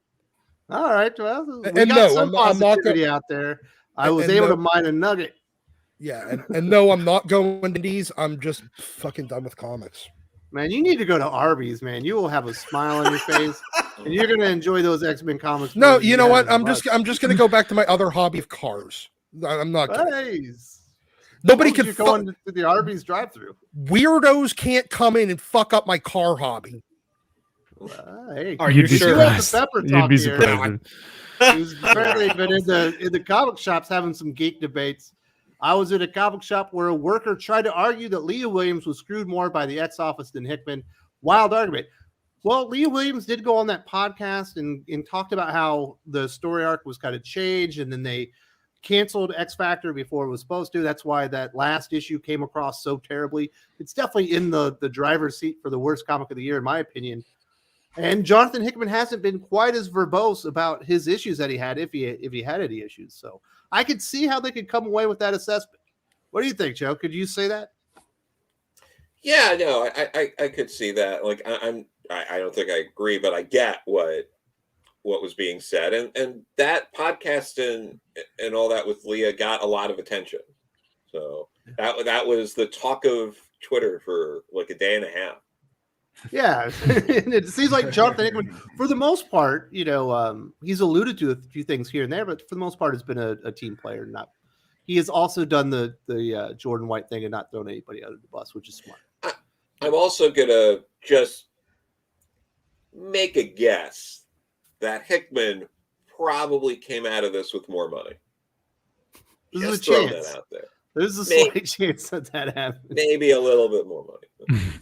Kenneth Dowling says, "Oh man, it's the Josh is Right show. My goodness, he's going to be back to Doc. Josh is right. He hit it right on the head. I love Wes, Joe, and Breen retrospectives. That Iron Man one was great. Definitely do more Spider-Man. Roger Stern, please. Time for a hero fight, Wes. Listen, if you want to do a hero fight, we were going to include the one that you'd sent to me, but there was so much news that I didn't put it in a segment. But if you want to do it, we'll do it here in a few minutes. Can we get more Roger Stern Spider-Man, Joe? Oh yeah, no, we can do that. We should do more Roger Stern everything. And if you're a big Roger Stern fan, we Captain did America. do Avengers Under Siege. That was a So you good can one. Yeah, Check that one out. that was a good That was one. absolutely a good one. I love the Doom Patrol one. Unfortunately, that character is a little less known, so they haven't watched it as much. But this week's retrospective was hell of fun. That team is just nuts. I love Silver Age Doom Patrol. It's so good. Absolutely. And so, Kenneth, I think this was the hero fight that he's talking about, Doc. Who do you think would win? Would it be Black Adam versus Juggernaut? Who's got it? Ooh. I'm going to have to go with Black Adam here, actually. You're going against Mighty Marvel I and am. the X-Men office? Yeah. Whenever you get. Look, I'm sorry, but when you get a flyer against he's probably got a better chance. But Juggernaut's never been moved unless he was like tying his shoes. All you got to do is rip off his helmet. And he's more tactful than the Juggernaut would. He can outsmart him. Yeah, He'll outsmart him. He's much smarter than Juggernaut. Yeah, He can fly. He'll end up behind. Like all he has to do is just fly around and basically catch him off guard, rip his helmet off, and then he becomes weakened. then he got Why that. doesn't the Phoenix Force taking Juggernaut? That would be the smartest move ever. He's too stupid to stop you. He's super duper powerful. So you're just going to expand on that. You know what I'm saying, Doc? He actually, that would be pretty cool. Well, you know what would be interesting? More interesting than it would be the kind of conflict inside the Juggernaut between the Phoenix entity and Sidorak over who would be really in control of the power. Yeah, Absolutely. We're giving them like $1 million ideas here, but I don't mind if I would like to read that story. They're not going to let me do it. You know what I'm saying? Yeah. All right, it's Joe. actually, that'd be fun. Where are you coming on this Black Adam versus Juggernaut thing? No, I'm inclined to agree with Doc. I think Doc's right here. But then you could potentially throw a wrench in it if we start getting into like slight technicalities where it's like we're assuming this is Kane Marco. If it's someone else, with the Stone of Sycorax and all that, it could be Colossus kind of fight. Yeah, if it is Colossus, if it's you can kind of cheat, be like, Thanos gets it, and then Galactus gets it or something like that. Like you could if you had fun with that. But yeah, if it's Kane Marco, it's Black Adam beats him. Do we have any other ideas on this? What do you think, Josh? I mean, I agree, Black Adam, and part of it's just I think back to Juggernaut encountering Gladiator, and Gladiator kind of made Juggernaut look like a chump. So, I would go Black Adam. I'm the dissenting voice on this one because the doc was wrong, bitch. There's no way that Juggernaut could do that just because, or that Black Adam could take Juggernaut, because I'm not agreeing with Doc today or ever again. So I think he would put his head down. He would have his faculties all about him. He'd know that Black Adam was a serious threat. He wouldn't be able to be mind controlled like a Professor X or anybody. And I think he would stand his ground, at least get a stalemate out of it, if not an outright dub. You know what I'm saying? Black Adam could throw him into the sun. Yeah, you could pick him up first. Unfortunately, yeah, he probably would survive it a little longer, right? Maybe. I think he'd burn up. I mean, Onslaught punched the Juggernaut across America, and he still got up. Listen, I'm still not agreeing with you, Doc. You know what I'm saying? I just can't do it out of principle. Right, fair enough. All right, so I'm the dissenting panel member. It happens. You know, I like to go against the grain, and anything that Doc says, I don't agree with. So that's just on principle. Thank you very much for supporting the channel, Kenneth Dowling. Always have fun doing those.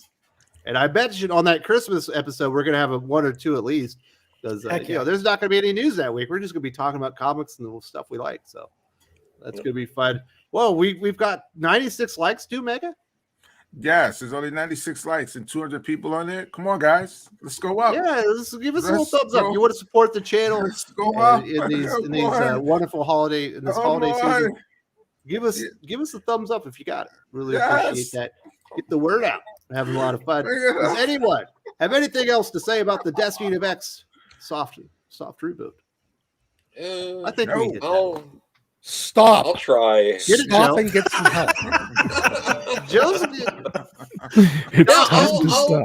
I'll try Immortal X-Men. I'll see. I'll try that out. I'll probably give Marauders an issue, because there have been things that Steve Orlando's done in the past that I've enjoyed. So like I'll give it one. What if Marauders is the next Midnighter and Apollo? It's not Midnighter and Apollo though. I don't give a shit about. What if it's the next? I don't give a fuck about any of these characters unless they're going to make Bishop's. And you like Kate Pride? Unless I like Kitty Pride. I don't know who the fuck Kate Pride is. Until they make Bishop swole again, I don't give a shit about him either. I definitely don't give a shit about this. I don't know, Sawmanil or whatever the hell sleeping medication character that they created for it. And Bishop was on a diet. He had to lose a little weight.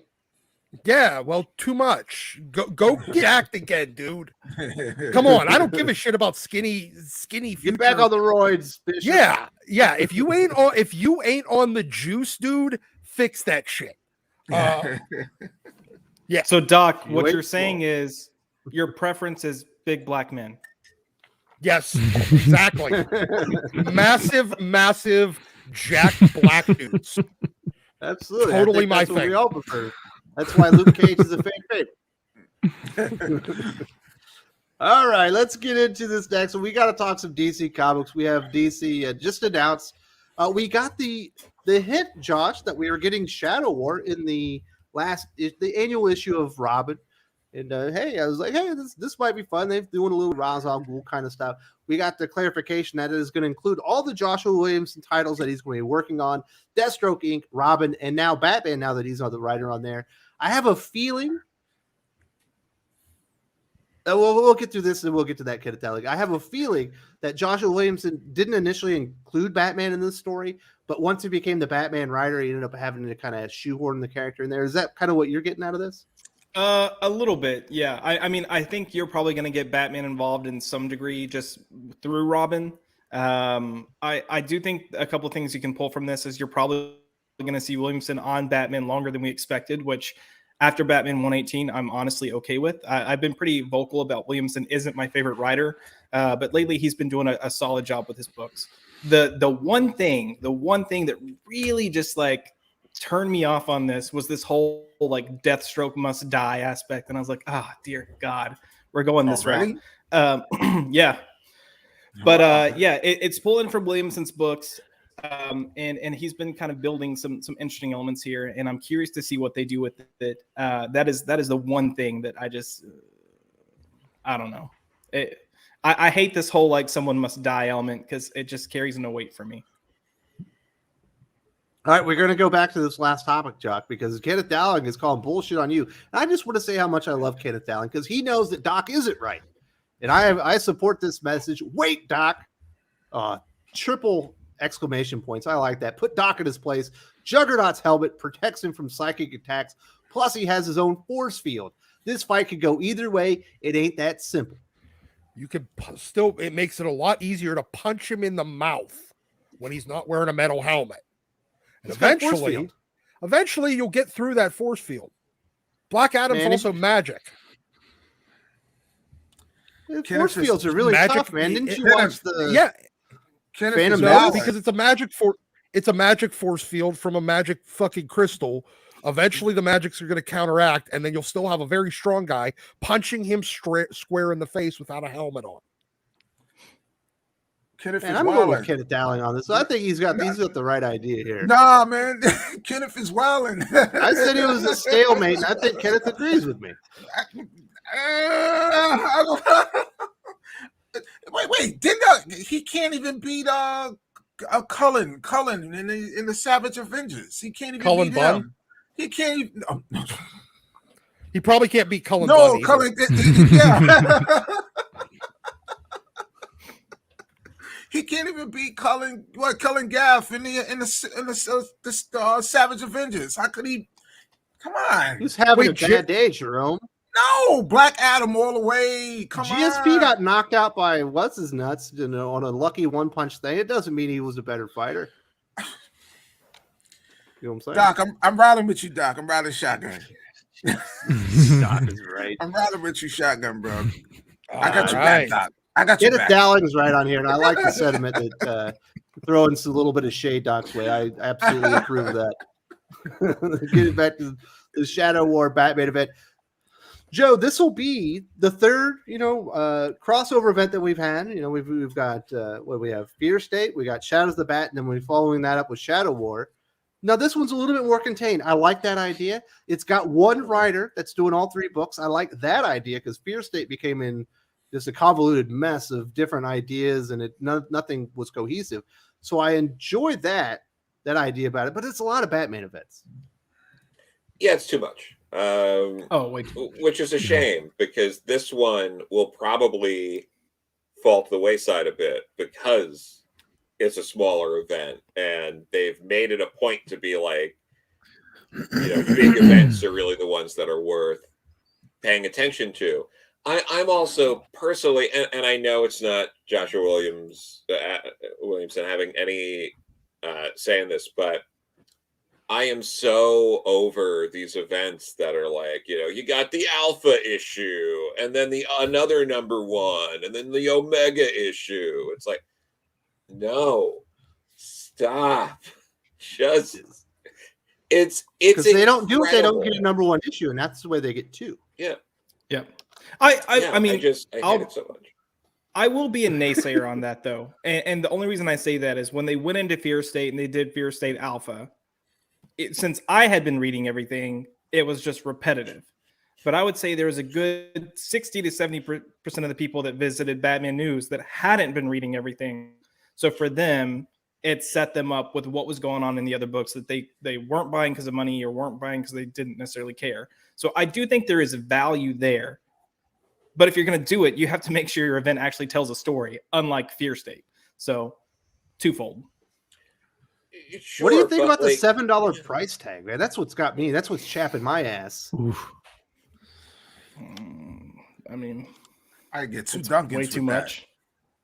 Man, I can get a half a trade of Beckstar for that. That's a whole story. This is just recap. No. I can get a Starbucks latte for that. That's what I'm saying. Yeah. Enjoy a whole drink. No. Yeah. It'd take me about as long to drink that as to read a comic. So yeah, I mean, at some point, publishers have to realize that readers are going to look at these price points and then go, "Well, I can just trade wait and get the book for $14." Yeah. Like at the end of the day, just let them stack up, and you'll catch them later.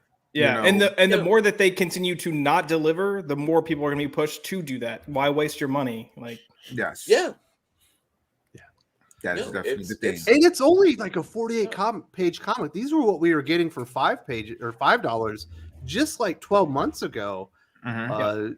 I don't know, Dumega, are we going to be able to stick around in this hobby? You know, I ain't made out of Yeah, money. I think after a while, yeah, we're gonna resist that because you know what, the price tag is the clincher at the end of the day. First of all, a lot of times the art is not sticking anymore. It's not Especially there. on an alpha issue. Yeah, you know you're not going to get the best in there. You're not even getting anything Oh, wait, that's valuable. Victor Bogdanovich, so I'll take that back. Yeah, no, I like him, but the art, like for all of these events, when there are these crossovers, every artist is different on each issue. Yeah. You know, you get this like inconsistent art, even if the writing's consistent, the art's inconsistent. Yeah. So yeah, you just, I don't know, it just feels like pumping out something quick.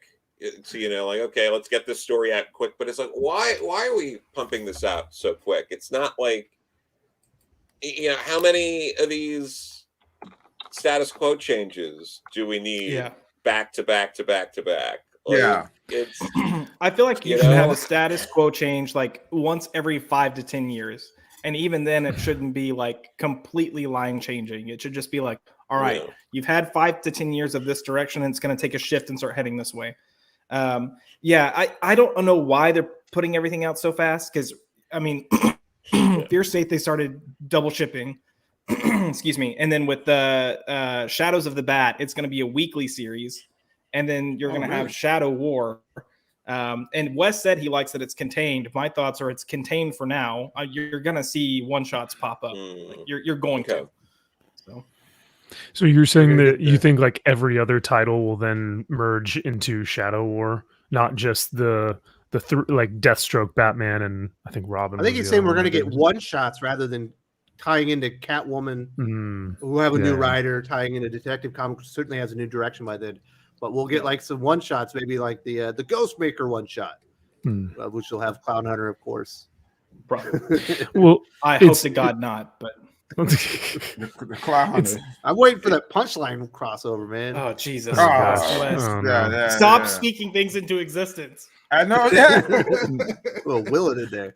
I'm sorry, Max. I know I interrupted you there, buddy. No. You're totally fine. I don't know what this is going to look like because it's kind of like crying when the boy who cried wolf, right? Because this like many other events have said it's going to have major ramifications for the DC universe, and it's like like Wes, you said, stop me if you've heard this one before.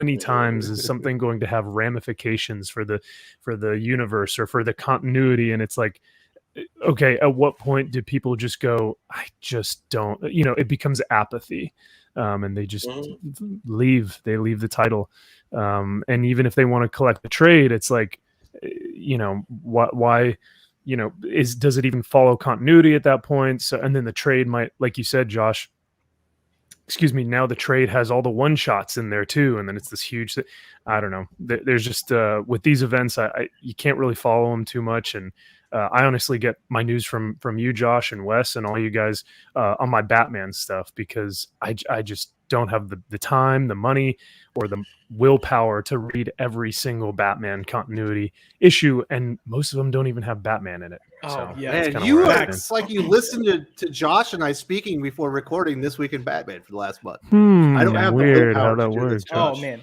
My comment to that would be like, I was literally doing a job where my job was to follow Batman, and even I was going, this is way too much. I cannot do this. So Yeah.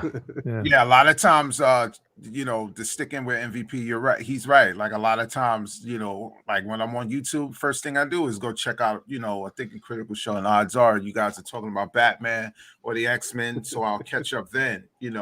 Otherwise than that, I might not, or sometimes I might check Doc on Twitter, and maybe he might have a page or something in reference to the X-Men run or something. It's like, oh, okay, I got to check that out later. But I'm not like and I'm not like, going out rapidly going after those books, more like Daredevil, Daredevil, I'm hunting for that, because I like it. I love the consistency of it. So, those type of things. I'm with that. And with Josh, like what you were saying about this was a job for you, and even still as a job, you're like, man, this is exhausting. This should be an escape for people. You know what I mean? Oh, Like when you read a 100%. Batman title, you shouldn't feel like it's a job. You should be like, man, I'm immersed now. You know what I mean? So the fact that you were getting work for this and you were like, this is exhausting. I couldn't imagine with someone who's trying to, like get some enjoyment from it. Casually keep up with it. We had a conversation recently, the Batman News crew, where we were talking about how, and I've mentioned this on here before, when the new 52 came out and they announced that they were going to consistently have 52 titles, there was conversation about how 52 titles was too much. And then within the past few months, we've had months where there were roughly 52 Batman related titles, plus other stuff, and it's just like, man, this is absolutely insane. But yeah, it's a lot. And then again, none of it's great because they're just shooting everything, every different direction. And, we made a comment as far as covering monthly books. Like there were times that as reviewers, we were putting more, it felt like we were putting more time and effort than some of these writers were to tell their story. So, that's discouraging as well. Yeah. Now, speaking of insanity, we got Kenneth Dowling supporting the channel. Thank you so much. I'll do the second part first because that's the most insane part. Okay, I'll agree with Doc and give it to Black Adam. Like, you're not dead to me, but come on, man. So I thought we were bros. After all, he did take on the JLA and JSA all at once. That was one time and he got lucky. That's all I'm putting it out there. I'm still not agreeing with Doc. I don't care if he's right. He has arrived. As far as Batman goes, and I'm just teasing, I love Kenneth Dowling, and he will be live right here on the channel next week. Definitely nice. Right. Yeah. Heck yeah. Kenneth, I'm excited for that. Josh is going to be working. We got like I will be working shift that day. Yeah. And he says, even as a Batman fan, I think they need to scale back on Batman and spotlight other characters. And that's kind of one of the things that's a little bit disappointing about this, Josh, is in this Robin book, they're going to be spotlighting some new characters. Obviously, we know Ravager, but we got Flatline, who has a lot of potential. We've got, Respawn, as well as Connor Hawk that's come back. And it felt like this title was going to be spotlighting those characters and their adventures. And now it's just going to kind of go back to the same old Deathstroke tie-in thing. I think Respawn has always camera. I don't know what happened. It's like the sun shifted and they got right behind me, and now there we go. I was trying to fix it discreetly. I think Respawn has been getting teased as a Deathstroke thing since the beginning. Clearly, we have Ravager in there. It makes sense to tie Deathstroke in, but it looks like Deathstroke is going to become a focus. And I don't necessarily want that. Now, there was a story previously about Deathstroke and Damian possibly being Deathstroke's kid, and it was mainly Deathstroke just kind of getting at Batman. They could be expanding on that. Fine. And I don't want to like bash something before I've read it. I'm trying to articulate why I'm not excited. Yeah, I just wanted to see those four go off for like a year. Same. Or and not even be in the DC universe. Just go and doing their own thing, kicking ass. Names. Just have their own adventure. Like if those four were dealing with the different leagues, I feel like it would be a lot of fun. And then if you needed Batman to come in at the end with some other people, sure, that would work. Yeah. But give us a year of those four kind of going on that journey on their own, with Ra's, with Talia, with Mother Soul. Let that expand, and then you can bring in Deathstroke, and then you can bring in Batman, and it would have allowed the story to build to a point that it made sense to have them in that moment. But I do think Batman has been shoehorned in here because Joshua Williamson got the Batman gig unexpectedly, was already working towards this, and it's like, well, let me throw Batman into there. I guess if I got all three titles, might as well take advantage of it kind of thing. Yep. Obviously, it'll give more prestige and spotlight on the Shadow War itself. Absolutely. Yeah, so in that respect, I get it. We've got Lade Kramer. Thank you so much for supporting the channel. I love Batman 118. Williamson has me getting Batman Floppy Month for the first time since 1998. With so many Batman comics, his run cannot stand out on its own. He does have the Batman title. It is the flagship, so hopefully it gets some love. But yeah, I enjoyed it. He was saddled down with some things that he had to tie up. Joe, did you read Batman 118? I didn't read it yet. No, I'm going to the shop tomorrow. I'm picking up my stuff. So. Well, I was going to ask if you liked it, but I don't know. You might have liked it. You might like it. That'll be in the future. Probably. I thought it was cool. He was able to tie that up and then move Batman on this new adventure with the Batman mystery that's going in there. Don't want to give too many spoilers for Joe, but I thought it was a really great start. And I thought the Jorge Molina art was just as good as Jorge Jimenez, if not completely different. Hey, Yeah. I got a question. How Yes. many more issues until Batman hits like legacy number 1000 so that we can get back to having real Batman numbering? I think it's going to be like a couple years, right? Yeah, he's close though. He is close. Technically, he would be in what? Josh, would he be somewhere at 700, 800? He's Technically, well over if you 700. put them all together now. I'm wanting to say yes. When you go through the original run and then New 52 and then Rebirth, Yeah. I think we're getting close. He's close. Yeah. Yeah, because I kind of want to get back to real Batman numbering soon.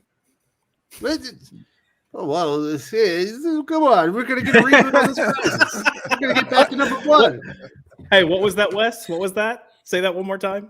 Yeah. I was gonna say something, and I was like, nah, Yeah. I don't want to say that. Does anyone else have anything to say about the Shadow War Batman event? We keep saying this, but chill out with the freaking events, man. Like, God. Yeah. Stop buying them. That's my. Agreed. We really need to just stop buying Batman or any events like as a comic buying audience. It's the only way that it's going to teach them a goddamn lesson. Yeah. Hey, easier said done. We've got the Tom Taylor DC Comics exclusive contract was announced this week. Very interesting. For the past, I don't know, maybe year and a half, they really haven't had any exclusives. Kind of coming out of the pandemic, they reshuffled the decks. They kind of got rid of most of their exclusive creators. I think the only one that was left really at the end was Scott Snyder. And obviously that kind of bit him in the butt with James Tynion kind of leaving for that Substack deal, which I do not blame him because that sounds like a pretty cherry gig there. So they are going to start locking down creators into exclusive contracts. I can't imagine this is better news for anyone other than Doc. Did you do cartwheels? No, I mean, look, bringing back some degree of exclusivity is a good thing as long as it goes back to old style exclusives. Old style exclusives, like in the early 2000s when they really became popular, included healthcare. And I'm sorry, but as long they need to be able to do creator owned stuff or something outside of comics at the big two if it doesn't include healthcare. I'm sorry. I was insinuating that he won't be writing Marvel anymore. Well, that's also wonderful because fuck Tom Taylor. There you go. That's the Doc. I didn't think you were going to go all serious and give it like some commentary on. Hey, you know what? Never mind. He's Australian, so I don't really give a shit. Fuck him. He got commie medicine down there anyway. Well, whatever. He might have been. Does he live in Australia? I thought he lived. Yeah, you're right. He's in Australia. I think so. Yeah. Yeah, he is in Australia. I don't know. So he got commie medicine. So screw him. My goodness, Doc, you were just a ball of goodwill today. I'm just going to put that out there. Joe, have you ever seen Doc in this good a mood? No. Absolutely not. Was it something I said? No. All right, guys, what do you think about getting the DC Comics exclusives? I mean, obviously they needed to do this after what happened with James Tynion. It's a smart move, and I know a lot of DC exclusives. They were exclusive to DC and not Marvel, and they could do kind of creator-owned stuff on the side. I imagine he'll still be able to do that. Yeah, I mean, there's a good chance. I think DC knows that they need to keep that there for them from just a payment aspect. They basically just need to cater to their top talent. And we've talked about this before, that they needed to do this.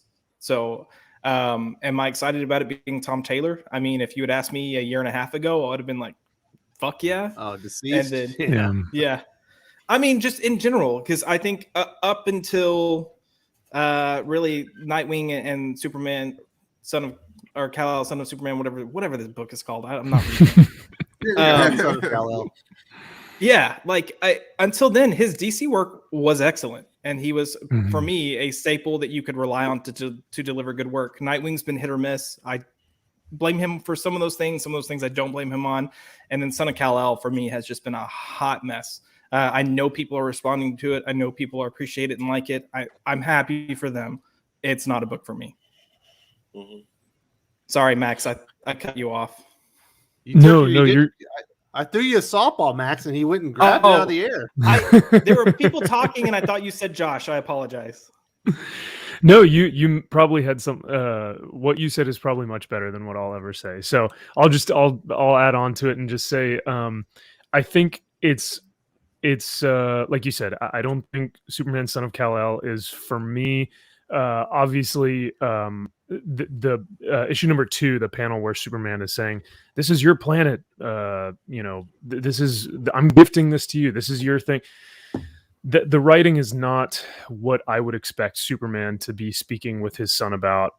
It's very wrong. The other thing that I thought was kind of interesting is that Gabriel El-Taib, the colorist over at DC, had said in one of his videos that Daniel Warren Johnson was actually supposed to take the title of Superman, before Tom Taylor got there, which in my opinion would have been my dream come true, essentially. If you guys have read the Superman Red and Blue issue number 3, I want to say there's a 5. Yes, thank you. There's a story in the back there that I think is my favorite story of the year, and it's maybe only like 8 pages. And if that's the kind of Superman we got from DWJ, I would have been all in. But apparently they want Tom Taylor. My question for you guys is, do you think that with all the stuff that he's spewing kind of in Nightwing and Superman Son of Kal-El, do you think it's his actual beliefs shining through these comics and pushing forth a certain agenda? Or do you think he sees the money, he sees where people are going, and he's making an intelligent business decision to say, if I can do this, I can get an exclusive or whatever? The latter. Okay. The latter. No, I mean, so I've had the chance of speaking with Tom Taylor and just on interviews. I think what he's presenting is very much how he feels. What I will say is different because he's presented these elements in other books before, but he's done it with more care and finesse previously than he is now. And now he's just ramrodding it, at least with Superman Son of Kal-El. So is there a business decision to it? Maybe. I would venture to say these things usually don't sell very well. So I think Superman is an exception right now, but I think a year from now, sales are going to tank if this continues, because the speculator stuff is driving sales, in my opinion. 100%. Yeah. This is unedited Tom Taylor. Yeah. This is exactly what he gave us at Marvel. It is. It's no different. And they had a much weaker editorial staff over at Marvel than whenever he was doing Deceased and Injustice and stuff at DC. You saw him heavily edited over at DC for a long time, and you also got to juxtapose it against him unedited over at Marvel. And then you're shocked that you're getting Marvel Tom Taylor on DC once he gets to be a big enough name that editors can't tell him no anymore. That's a good point. No, absolutely. And that's kind of why I was playing devil's advocate with this, because reading Nightwing and reading the Superman Son of Kal-El issues, it feels like he is putting this self-insert of him into these books. And so I wanted to see, do we that's why I wanted to ask you guys, you are the aficionados, and for chat too, I wanted to ask them, but it definitely seems like it is him unedited. It doesn't feel like he's just trying to do this for clout or for money or for, whatever. It feels like this is his actual thought process and what he wants to go, where he wants to bring these stories further into, which is a shame, because we have seen him at his best, and now we're seeing him at some of his worst. So, yeah, I don't know. I mean, these are just a few examples, though. Overall, I've enjoyed most of what he's done at DC. Even Suicide Squad, I enjoyed that. And kind of like what Josh was saying, it's like Nightwing, yeah, it's hit or miss, but it's not the worst thing. And then and Son of Kal-El, it's I didn't like it, but at the same time, and this isn't necessarily a good thing, but in 2 years, these characters aren't going to exist and no one's going to talk about it. Let's be honest. That's just what's going to happen. So yeah, I mean, is done good with some other characters, other stuff, especially like Elseworld stuff. And depending on where he goes, there are other characters he could tackle that would fit this. I don't know what in the hell they're thinking, not just giving him Green Arrow and letting him run wild with that. Like, that makes sense. That seems perfect. And there's no Green Arrow ongoing right now. Like, why not? You know, it's interesting. He's doing the Dark Knights of Steel. Did you read that one, Josh? I still have not gotten to the second issue yet. All right. Have you read it? You haven't got any comic books. No one can talk. Well, there's a moment in there where we meet a new character, a new Supergirl that's essentially Clark's sister, and she is in a relationship with Wonder Woman in the Dark Knights of Steel universe, and they have a kiss. I think it's supposed to be like a controversial moment, but the way that it plays out in the story, like, okay, that makes sense within the story because you're actually adding stakes, and this is going to get paid back on her because that Supergirl ends up doing something really bad that is going to put herself or Diana in a compromised position when they're put in there. So you can work all this stuff that he wants to do within the story and make it make sense, but it doesn't work for me in the Superman Son of Kal-El stuff. It felt more forced in rather than organic part of the story or the character progression. Yeah, I mean, even if you go back to some of his Injustice stories, you get elements of this in there, and they're done well. With his Suicide Squad, you had elements of this, and it was done well. It just, for me, the execution for Superman feels like it's less. I mean, it definitely feels like there's an agenda and a push behind it, and I didn't feel that with his other stories. We do have a few super chats I want to get to. We got Common Sense. This is a Doc question. I've ever seen one. Doc, do you remember J2 Juggernaut's son? He's truly an underrated hero. Wouldn't mind seeing him team with an older D-Cell. Obviously, we saw D-Cell introduced in Fabian Nicienza's Juggernaut with Ron Gardy.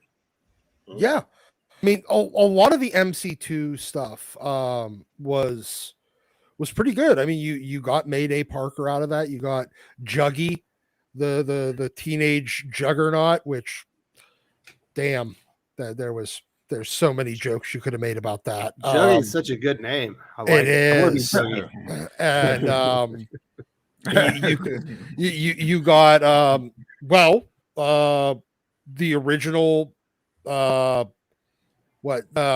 Hank Van Dyne, Nadia Van Dyne.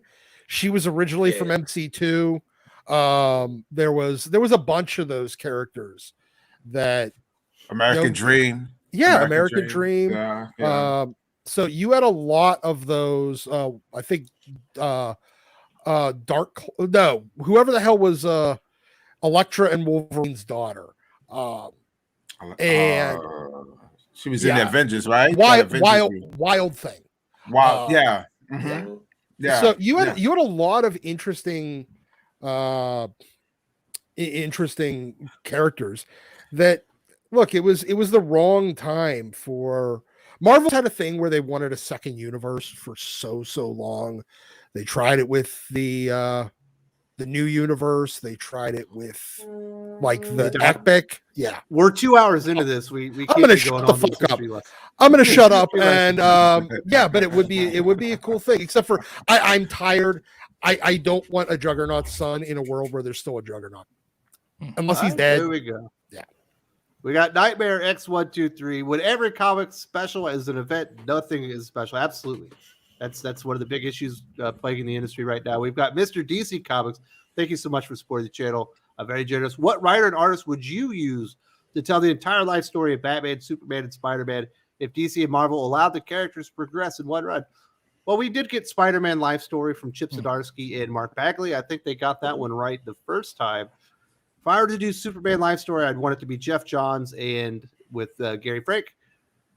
Josh, who would you want to do Batman life story? Batman life story? Oh man, that's tough. I would probably, I guess the new age writer that I'd like to see would be Ram V. I think he could do some interesting things. But if I were going to go with classic and you were going to go through the ages, I would want Pete Tomasi. I think Pete Tomasi understands Batman and his different decades probably better than anyone else currently writing comics. Who'd your artist be to take him through the decades? Oh, my artist. I would want a different artist on each book. I mean, if you can go can't through the do decades, that. That's not the question. You got to pick one. Your mom can't do that. Is it not Greg Capullo? Come on. You know what? No, I would.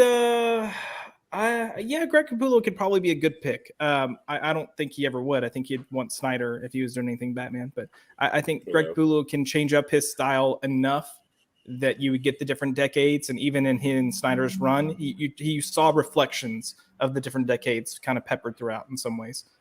So yeah, he'd be a good pick.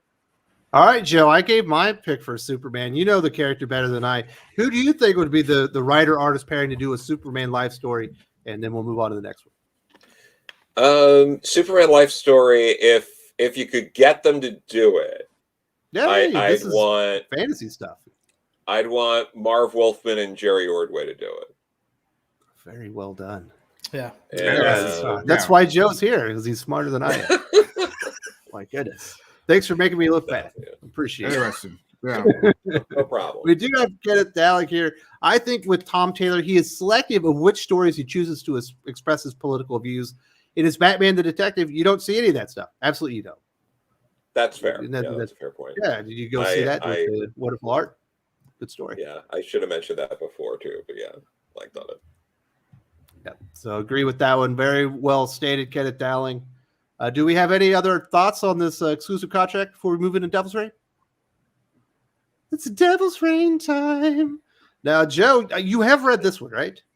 I did read. I read this in Inferno this week because I was just like, I should read some stuff. Trying to anticipate what we were going to do. Yeah, but no, I read Devil's Reign, and yeah, it's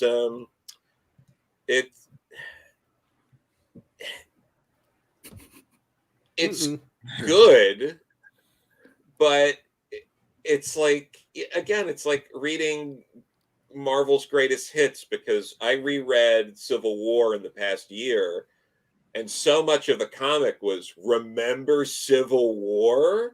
Yes. Like, every other page was just like, remember the prison thing, and like remember the Thunderbolts when they worked with the government, remember when they hunted. I'm like, oh my god, okay, fine, sure.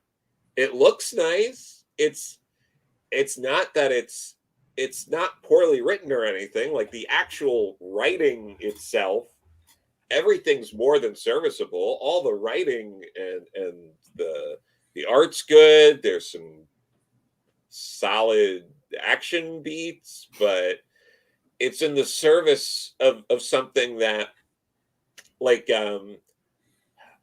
this might be a bit of a hot take, but a lot of people give DC a hard time because, all the reboots, and you just keep rebooting, and it's like, Marvel makes less sense that they don't reboot, because you just want everyone to be like, but you just went through this like a few years ago, like in the sliding scale timeline. It's like, you just experienced Civil War in this sliding scale, like, yeah. I was about to say the sliding scale would have been like a month ago. Last month we had this.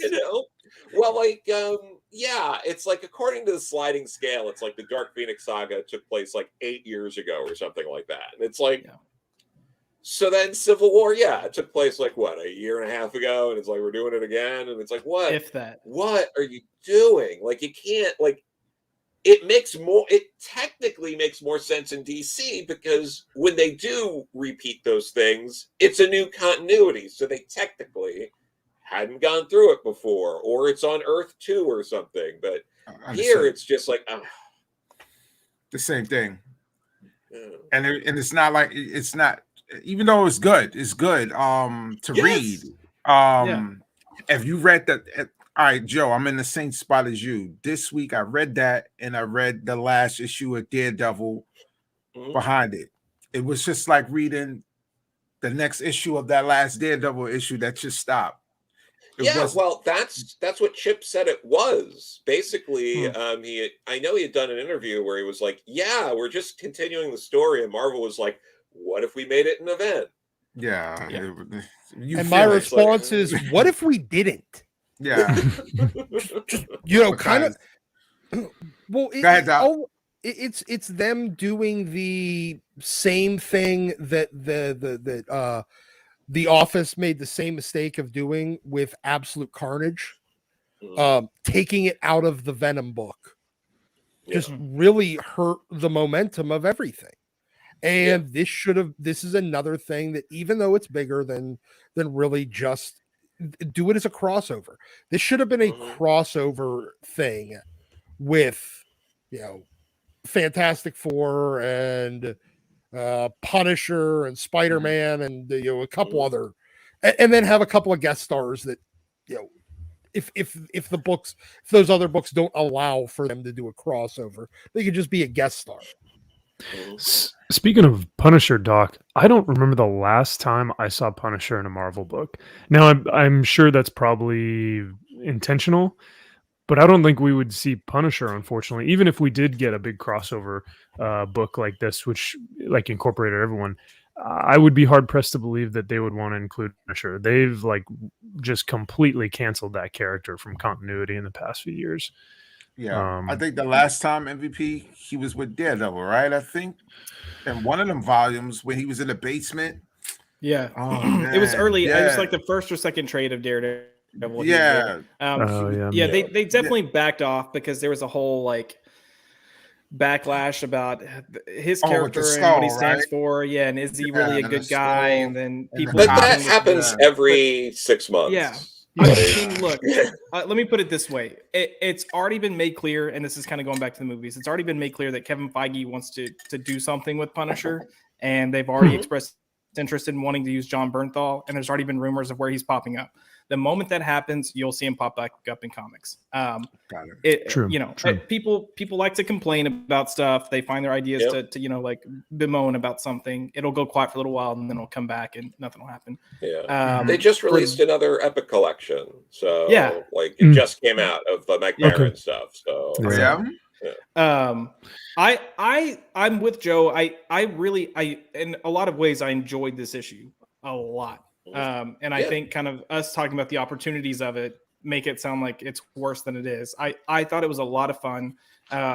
Sometimes when I get books like this, when they are rehashes, just for my mental continuity, I just pretend like it is a part of Civil War.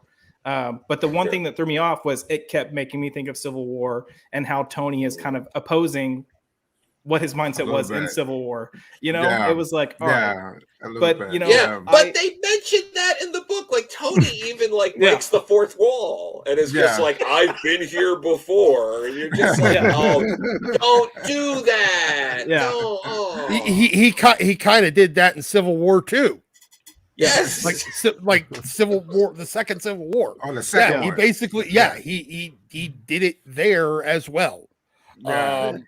My issue was there was no impetus for the event to happen other than like Kingpin is mad that he thinks his mind was messed up. It was like, could we have like an event? You just had King in Black. New York was almost destroyed. It was taken over by symbiotes. You could have included Kingpin in that event, and he could have had like some information holding over him that would have kind of led into this a little bit better. But as far as the action and stuff, I thought it was fun. Yeah. He did reference that. I mean, he does make it. It's like a single line, but he does reference that. He references a Thor and the stuff that's been going on, and they could have leaned into it a little bit harder. They just wasted all this time with Matt Murdock in prison. That was kind of boring. Yeah, I will say that one of the things that I thought was intriguing for at least for the first part of the book was I don't think Kingpin is wrong. Like his stance and his motivation and why he's saying, at least presenting why this should lead into this, he's not wrong. I mean, the city's getting destroyed, and he has a point. And then at the end, you find out. You saying they should kick out Batman, and Nakano was right? I mean, I'm not saying. Am I going to get you a Nakano was right T-shirt? I mean, fine, why not? I'm not saying he's right. I'm just saying he's not wrong. Like there are vigilantes. Technically, that's illegal, and it's something that's been rehashed a ton of times. But this one seemed like it was done fairly well, and I love the stuff with the Luke art. Chichetto's art. Like Luke Cage. Put that dude on anything. That's what I'm talking about. That thing panel where he's turned around in the shadow on him. Yes. Oh man. Yes. Oh man, that was a good one. That was a good one. Good. Luke Cage, the Thing, Moon Knight. They incorporated so many good elements here. Yeah. Kenneth Dowling says he wants Batman Life Story with Marco Cicchetto, the artist on. That would be good Reign. too. That would Again, absolutely be great. Yeah. Marco Cicchetto on badass. anything, and I'm there. Yeah, Absolutely. that would be good. Like even his Doc Ock looked more badass than anyone else's at this point. That's I right. was Yeah. like, man, he looks good. Mhm. And Kenneth comes back. Thank you so much for supporting the channel. Devil's Reign, to be technical, is not Civil War because it's not heroes versus heroes. It's Fisk versus New York heroes. Wes, I don't completely disagree with the motivations. This is not original, but it's fun. That's what I said in my review. I was like, when they're doing action and they're fighting and stuff, it's a really good comic book. Just don't think about why you got here, and you're gonna have a good time. And I think Tony running for mayor is kind of stupid. Well, he was Yeah. already the Secretary of fucking Defense. It's a step down to be the mayor of Yeah, New York. kind of huh? is. Yeah. So, but yeah, it's fun. The art is so good, and all the characters, like you guys said, with Marco Cicchetto, it looks so good. I was like, man, this guy's making everybody look like $1 million. I did enjoy the dialogue that was written for Fisk. It's very intelligent, but also very menacing and brooding. So I actually really did like what he was doing with that dialogue. But I echo everyone's sentiments. It is a rehash of a lot of different story elements. So, but still fun to watch. You know, your favorite characters, like we were saying, Thing, Doc Ock, Moon Knight, Cap. You know, Cap's walking out of the fire with the classic saving someone in his arms. It's great. It's cool. MVP, real quick. That's the Captain America we know. Yeah, we haven't seen that Captain America in a long time. He was in Defenders, also written by Marco Cicchetto. That was like out last year, but unfortunately, no one read that one. But that was really good. That was the Cap we knew. When he speaks, you feel it, and it's like, yes, we're rolling with you. He speaks with morality and intentionality. They can't do that. Antonio Cruz says Civil War is the most overrated Marvel saga. I disagree with that. Absolutely. Come on. Are you sure you want to send that Civil out? War. There's that was good. I'm with you, Wes. It's good. It was good. Most overrated, because there's a few overrated. I'd really have to. Yeah, it's important to keep in mind. Not saying it's bad, saying it's overrated. There's a difference. So, yeah, I don't know. Yeah, it's 100% the most overrated saga. Yeah.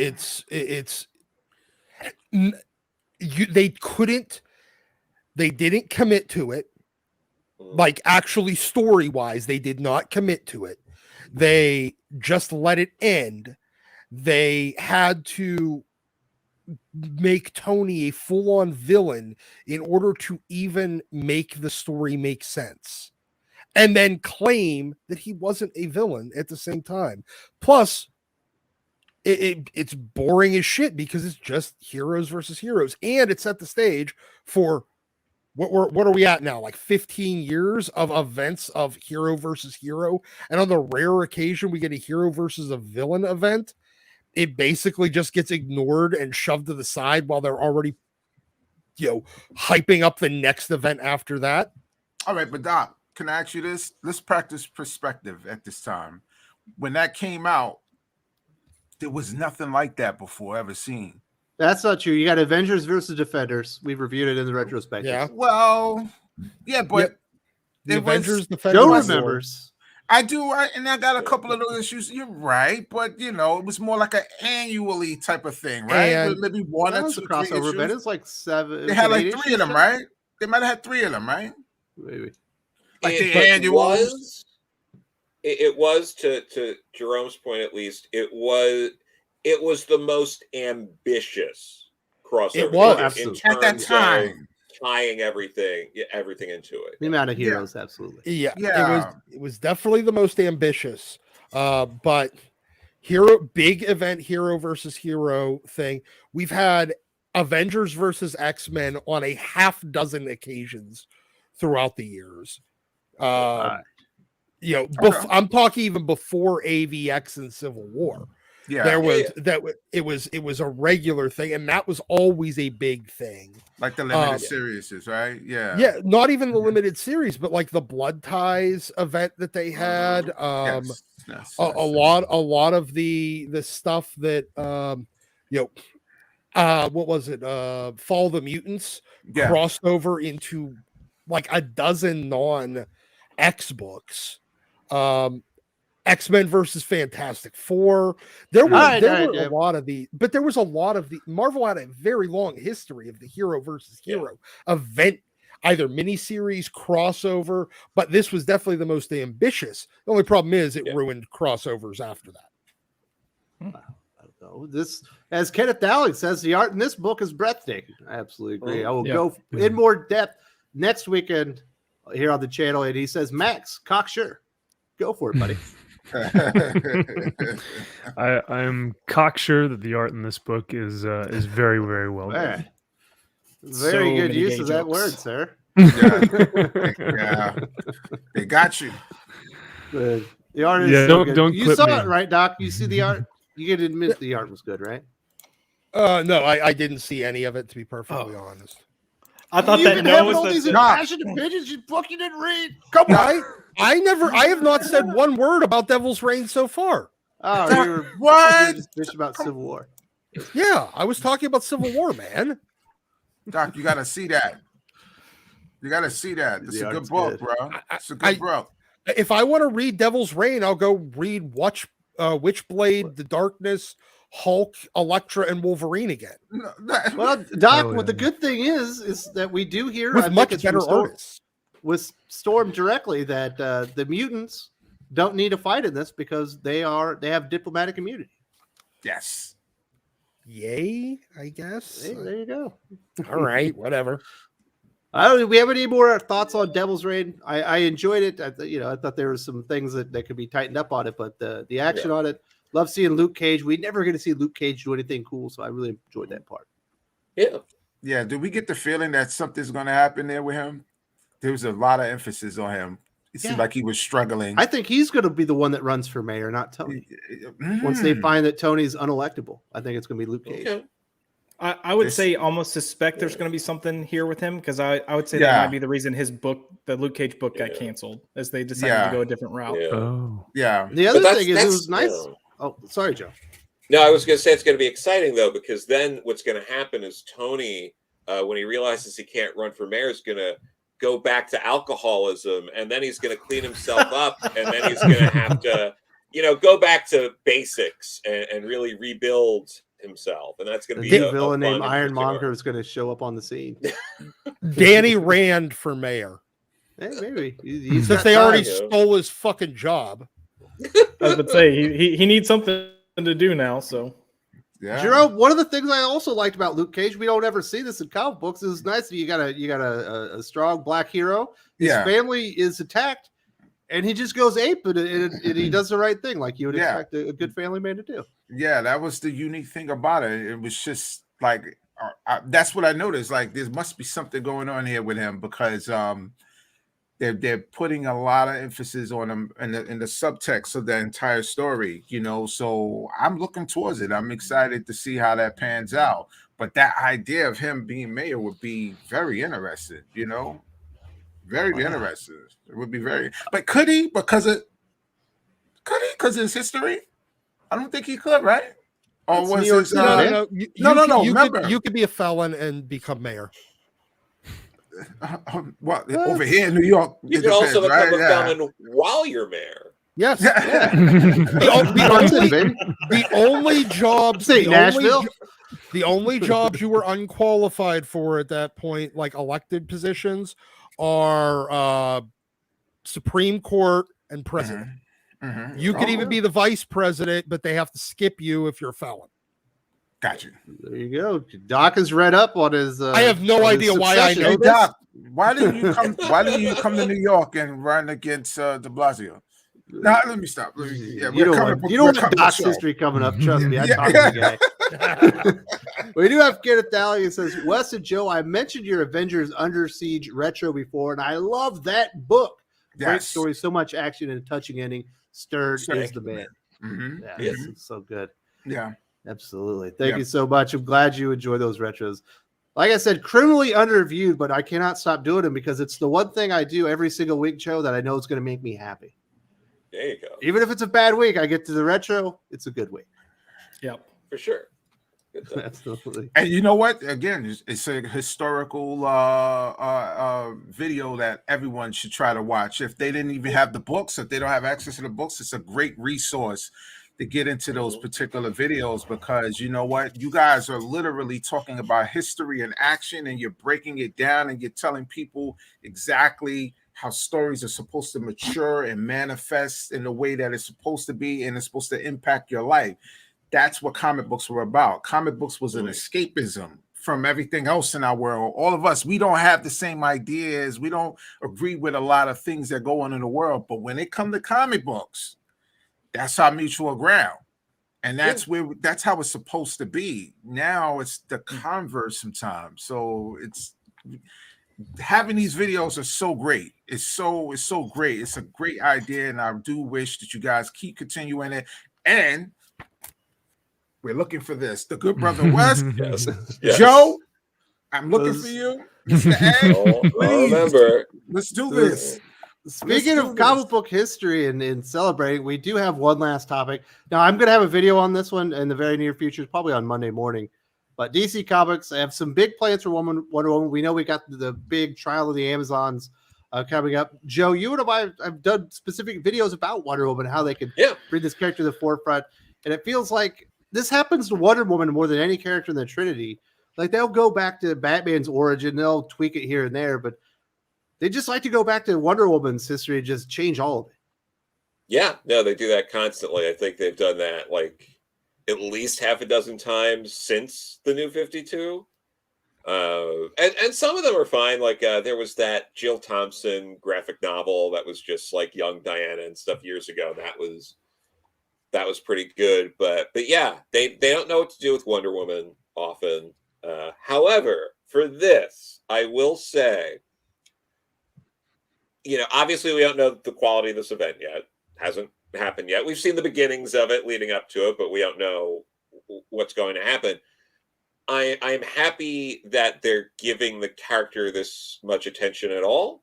I hope that it does well enough to make them want to do that, if anything, to just switch up between Batman events. But you know, it would be nice because Wonder Woman really hasn't been the focal point of many events. It's like what War of the Gods was the last one. You know, speaking of Perez, and that's going back just shy of 30 years, I think, if not 30 at this point. So yeah, I mean, I like that they're attempting to do something.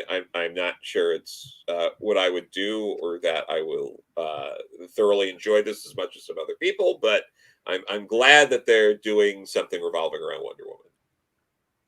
They did somewhat have her as a talking point in the DC Metal continuity there at the end, where they kind of made her into this other being. But I like you said, they still haven't done an actual event where she is the focal point. I'm not really sure where they were going with the Metal story with her there, but yeah. Yeah, no, she died so that way they could have this first arc where she's going through like different after iterations of it was. Is she back? By the way, my thing. If people enjoyed it, great. So is she back? Is she back now in regular continuity? She's returned. She's from the yeah. I'm a little out of the loop on this. Do we know if they're keeping the same creative team? Yes. Well, as far as the event, so. It's going to be Conrad. It's going to be Becky Cloonan, and then it's going to be one of the co-writers from Newbie and the Amazons. Yeah, not Vidal, the other one. Stephanie Williams. There you go. I met Stephanie Williams at Emerald City Comic Con. Did you get her autograph? Nice. I did. I'll show you. There you go. I got what do you think? She was speaking of Living Heroes. Her nice book there. I got that one. Very nice. Right there. So she was very sweet. Yeah. Stephanie Williams, very sweet and approachable. I've heard great things about Stephanie Williams. I've never spoken to her, and I know she's got some good work out there. For me, the creative team is middle of the pack. They're not terrible, but they're not great. So I think you this could fall either way. For me, I'm looking for Wonder Woman to have a rogues gallery. I think she has the weakest rogues gallery ever. I don't even know who aside from the Cheetah or maybe Gigantor. Silver Swan. That's all why right. 80s. Silver Swan. Ares? Yeah, but yeah, you know that's why. But she's not used a lot, so that's why I didn't refer to her. I'm sorry, but otherwise than that, it would be great for her, you know, for them to work on her and build her up and make her a noticeable, you know, book in parallel to Superman and Batman. You know, she needs it, but she needs a lot of stronger characters that brings the best out of her. And I don't think none of these characters don't do the great job for her, especially the modern ones that we see now. That's what I want to say. Silver Swan would be an excellent character if they would just build her up to be such an aggressive person to counter her, but she just doesn't have the people to bring the best out of her. That's all. This Right, comment, Doc, you were interrupted multiple times. I gotta let you have it, Doc. No, I was just going to say that. Look, there's a reason why Wonder Woman is iconic, but not A-list. Yeah, she's very iconic. She will never be A-list. And I'm sorry, we passed the point where Wonder Woman could develop a strong rogues gallery 45 years ago. It'll be another every other character that is A-list has had 50 plus years of villains, their rogues gallery, their definitive rogues gallery. So maybe Wonder Woman can become A-list. She will always be iconic, but she won't be A-list for another 40 years, even if we created a perfect nemesis for her right now. I mean, I disagree. I think there are things you could do with Wonder Woman to get her there. And if I were at DC and I were making some decisions, I would make her the leader of the Justice League. I mean, that's a start. I think that will put her in a point, but you've got to write her well. But you know, as a character, it would make sense. She's got the power to be a leader, but she's also got the mindset to be a leader. And I think that could be some good changes. And there's a whole mythology to her that they've touched on just strictly concerning her that I think if you made it broader and gave it a little more breadth, you could really pull in some good stories there. But we talk about villains and needing better villains. I don't disagree with that. And I think if you do make her a leader of Justice League, you bring in some top tier villains to create personal conflict with her for her own books and for her own run. She needs to be, don't take this wrong, you know, she needs to be broken. She needs to be bent. We don't see her going to certain extremes where you can feel her pain or her frustration in a particular matter. She needs that. She needs an Achilles heel that we can relate to. She just doesn't. Making her the leader of the Justice League while tempting, all it is another case of give Carol more powers. That'll make her more popular. No, sorry, that's all it is. Carol Danvers as Captain Marvel was pretty new. She took that mantle from somebody else. Wonder Woman's been in the DC universe. My point is overpowering and forcing them into a more important role just to make them better never works. It can't work. The audience the audience rejects it. I mean, if you go the Storm route, though, when Storm was leader of the X-Men, if you take that route and take that approach, it could be very successful. They had to depower her and make her as weak as possible so that you could see her character. So yeah, you will. You could do that if you first of all, Storm had been already kind of the de facto leader for a while. It took her a while. She didn't become named the leader until 100 issues after she was already acting as the leader. Yeah. And it wasn't until a direct physical altercation with the named leader that she actually took on that role. And even then, initially with her as the leader, she was a little intimidated. They're not going to write what they will. You cannot find a writer in comics right now that would write Wonder Woman the same way that Claremont wrote Storm in the 80s as being unsure of herself. All right, Doc. All right, Doc. Like, it won't work. All right, Doc. When did we buy me a chance? Did anyone seen that Chris Claremont documentary about the X-Men in general? Oh yeah. All right, guys. No. We are 2.5 hours into this. Oh. We are not going on another X-Men history thing. We do have a super chat. Thank you. Bucket Think Tank got sent home early for being too awesome, so I get to catch you guys live for the first time in ages. Even the return of Darkseid in her book was underwhelming. She needs a Joker Lex-like villain. Absolutely. Well, congratulations. I'm glad you got to make the Comics Aficionados live this time. Nice. I don't know. Is that villain already there, Joe? That villain could be Dr. Cyber if they do her right. Yeah. She's already kind of set up to do that. We did the retrospective on the first couple of appearances of Dr. Cyber. And if you do it, like, because you have to have a good villain with an interesting story and make it fun. So you could set up Wonder Woman to do like a globe-trotting, taking out Dr. Cyber's, network across like the world and then confronting Dr. Cyber. Like that could be a really good story, and you can build up a character like that. But yeah, you need to go all in on that, and they rarely do. Every Wonder Woman story, and not to beat a dead horse, because Wes and I have talked about this a couple of times, is I've come to man's worlds and I learned that people lie. And that's every story. Also, they need to not do that. Also, all of Wonder Woman's villains, their names suck. Sorry. They all suck. You're right. Dr. Cyber is some fucking boring shit.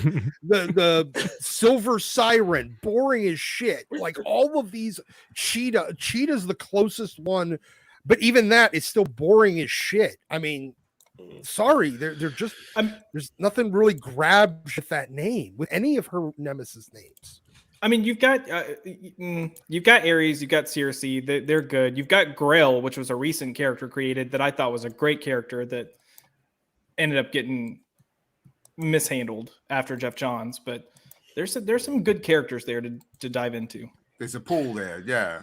I'm just saying their names suck. That's my point.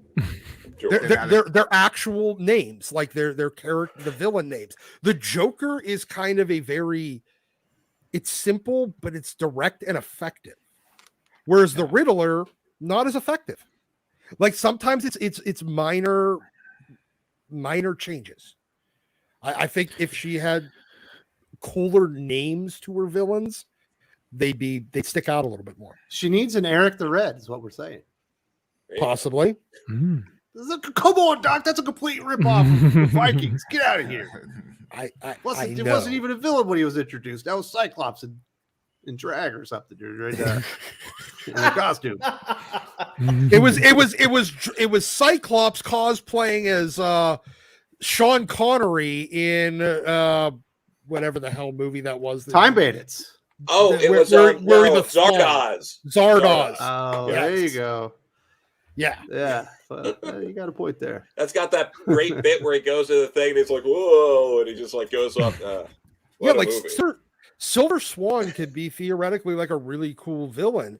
The only problem is the name Silver Swan sucks. It's just as good as anything in Marvel. Those names are all like rhyming. J. Jonah Jameson, Daredevil. I'm not saying sometimes Green Goblin. Green Goblin's dope. Is that what we're saying, Doc? Green Goblin was Silver Saber. Green Goblin, same thing. I understand they're two. It's a color and an animal. I get it, but I'm still saying it doesn't grab you. Green Goblin grabs you a little bit more than Silver Swan. That's because you got stake in the game. That character obviously has been instrumental to Spider-Man. We are late. We're over 2.5 hours of this. We are going to have to wrap this up. But I am going to have a full video on the Wonder Woman plans and my ideas and thoughts on that. Like I said, I think it'll be coming out on Monday. I also have a couple interviews I did this week that I think you guys are going to think are dope. And a reminder, if you got no plans for Christmas, we're going to be here on Christmas morning starting at 10 a.m. Eastern time.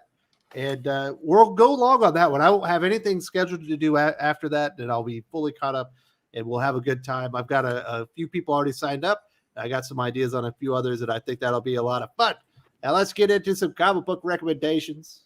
Oh my goodness, there it is. MVP Max, cocksure and ready to go. What are you recommending this week? Cocksure Klaus by Grant Morrison and Dan Mora. It's a retelling of Santa Claus as a Viking shaman in the 16th century, and how he has to bring joy back to. It used to be a yearly book, right? A yearly one shot. So they released in 2015, and then every year after that they released a one shot of him saving a different town or a universe. There's one where he and the League of Santas take on the world. It's pretty cool. So I'm a huge fan of it. It gets down to what the holidays are all about. It's about giving. It's about finding light in the darkness. I put a video out this morning on my channel, just kind of going over why I love it so much. So for the holiday season, I figured I'd do that one. But that I think will be my pick for this week. Yeah. Very nice. If you are unsure about that comic, make sure you go over to MVP's YouTube channel. There's a link in the video description. If you don't want to remember his name, Maxfield Von Priestley, one of the legendary villains in Marvel Comics history. So definitely check that out. Check his channel out. Anything else that you got going on this week that people need to know about, Max? Not that I can think of. I am just super grateful for the opportunity to be on here, Wes, and thank you to chat and the panel for hanging out with me and having a good time today. So I appreciate it. This is my passion. This is my love. So I really appreciate being able to talk with you guys about this stuff because like Doom, like you were saying, this is a common ground for us. This is commonality. Absolutely. And as long as we can talk about this stuff that we love and we appreciate, it's why those retrospectives are so important. So, but yeah, thanks guys. I appreciate it. Well, I definitely appreciate you showing up. We'll definitely have you on again. We've also got Jerome. You recommend any comic books this week? Oh man, Inferno and The Devil's Reign. They were good. And the Hellions, those were good. And I'm sad that the Hellions is in it because the book transformed. It was a book that, I wasn't really too happy about. I thought it was going to be like an X-Force ripoff, but it was more like a Suicide Squad for mutants. It was yeah. And it's a stellar book. It's up there. It's one of those books like, oh man, this is the one that you wish can keep going on and on. But it was fantastic, and that's it. That's really it. Inferno was good too. Inferno was great. Hickman is just, he's a gem, man. He's a gem in that whole X-Men pyramid right there, man. You see it all the time. Just a little bit of sprinkle when he appears and he drops that book down. It just make you forget all the other books that came out before it. So just give it a shot, give it a swing on that, and that's really it. And Strange Academy. Always gotta love Strange Academy. I love the pacing. I love it. Beautiful for kids. If you got a child, please introduce them to Strange Academy. It's the best book out. Absolutely. That's like the Harry Potter for comic books. Yes. You also got Kenneth Dalek says, have a wonderful weekend, guys. And Jerome, amen to what you said about comics. They are escapism, not political, about having fun. And I will see you all soon. You will absolutely see Kenneth Dalek right here next week so we can talk about Spider-Man No Way Home. He is very excited. Man. This is going to be a good one. Joe, what do you recommend this week? You recommending people get Backstar trade? Yeah, the Backstar trade's available. Amazon, local shops, wherever you got to get it. I also agree with Inferno number 3. It's been the best issue of Inferno so far. We'll see how 4 goes. 3 of the books I'm really looking forward to picking up tomorrow when I get to the shop is Silver Coin number 7. That looks interesting too. Frontiersman number 3 and The Good Asian is continuing. I've been enjoying all those over at Image Comics. And while it's not available right now, it is available for pre-order. There are very few if any. This might be the only absolute edition of George Perez's work that's going to be in print. But they're doing the Absolute Wonder Woman, which is the first 14 issues of his run. He drew all of those issues, so you're getting all George Perez art. It's available for pre-order right now. So if you want to support something like that, see George's artwork is, just about as big as you're going to see it. That's absolutely a way to go. That's All cool. right. Yes. What do you recommended this week, Josh? You got any gems out there for the viewers? I mean, I'll say I did have fun reading Devil's Reign, and I agree with Joe. The Good Asian's probably one of my more favorite indie books that I'm reading. Also, it didn't come out this week, but Not All Robots is pretty good. I caught up on it recently, and I wasn't expecting it, but it's actually really good.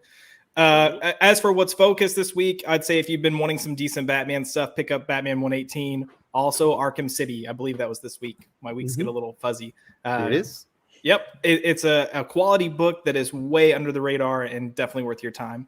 And I just want to comment on what Max said earlier. Like, this opportunity, like we come here each and every week because we love comics and we love talking about them. And I think a lot of times we focus on opportunities or what we'd like to see differently, but we're here because we love this medium. And I think between Max joining and Gabriel last week, we're getting a lot of really good people to rotate on the panel. And I'm happy to see more people come in. And I love hearing these other opinions because I just love talking this content. So Yeah. All right. I don't like to do this, but I'm going to be an English snob here. You said more favorite. It's favoriter. We do have information. I'm playing with you. Information Death from Dublin.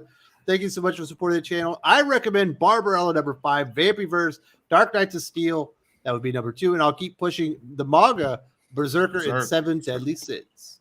Nice. Can't go wrong there. Thank you very much. Doc, what do you recommend this week? Well, Inferno 3, Hellions 18. I'm recommending traveling to a parallel universe and finding City of Bruce. I am recommending a time machine to go and pick up Beckstar 2 #1. And Gotta do that. Yes. and then I'm recommending a lot of back issues. Go pick up some George Perez Wonder Woman trades if you've never checked it out. Shit. Oh, you know what? What's really good, and it'll kind of hook the guy up with a little bit of bank. See if you can find the Absolute Crisis on Infinite, it's the Absolute Crisis on Infinite Earths, the Absolute Edition. Because for whatever reason, they did not put Absolute in front of it on there. They put it on after. I don't understand why. But yes, Crisis on Infinite Earths, the Absolute Edition. Gorgeous reproduction of Crisis. Not this one, right? Not this one, right? No. This is the one that Alex. This is the one Alex Ross. Yeah, it's that cover, but it's something else. It's it's the Absolute Edition. Yeah, like the huge slipcase hardcover.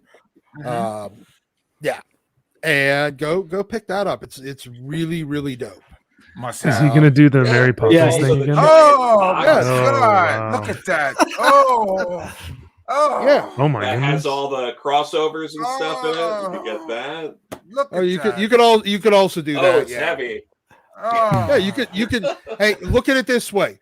Even after George passes, you could still beat someone to death with a box of his comics. Oh, absolutely.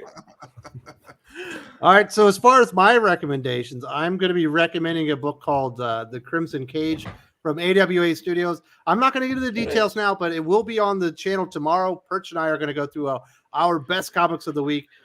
Everybody else kind of mentioned the other really big ones: Arkham City, Hellions, and what was it?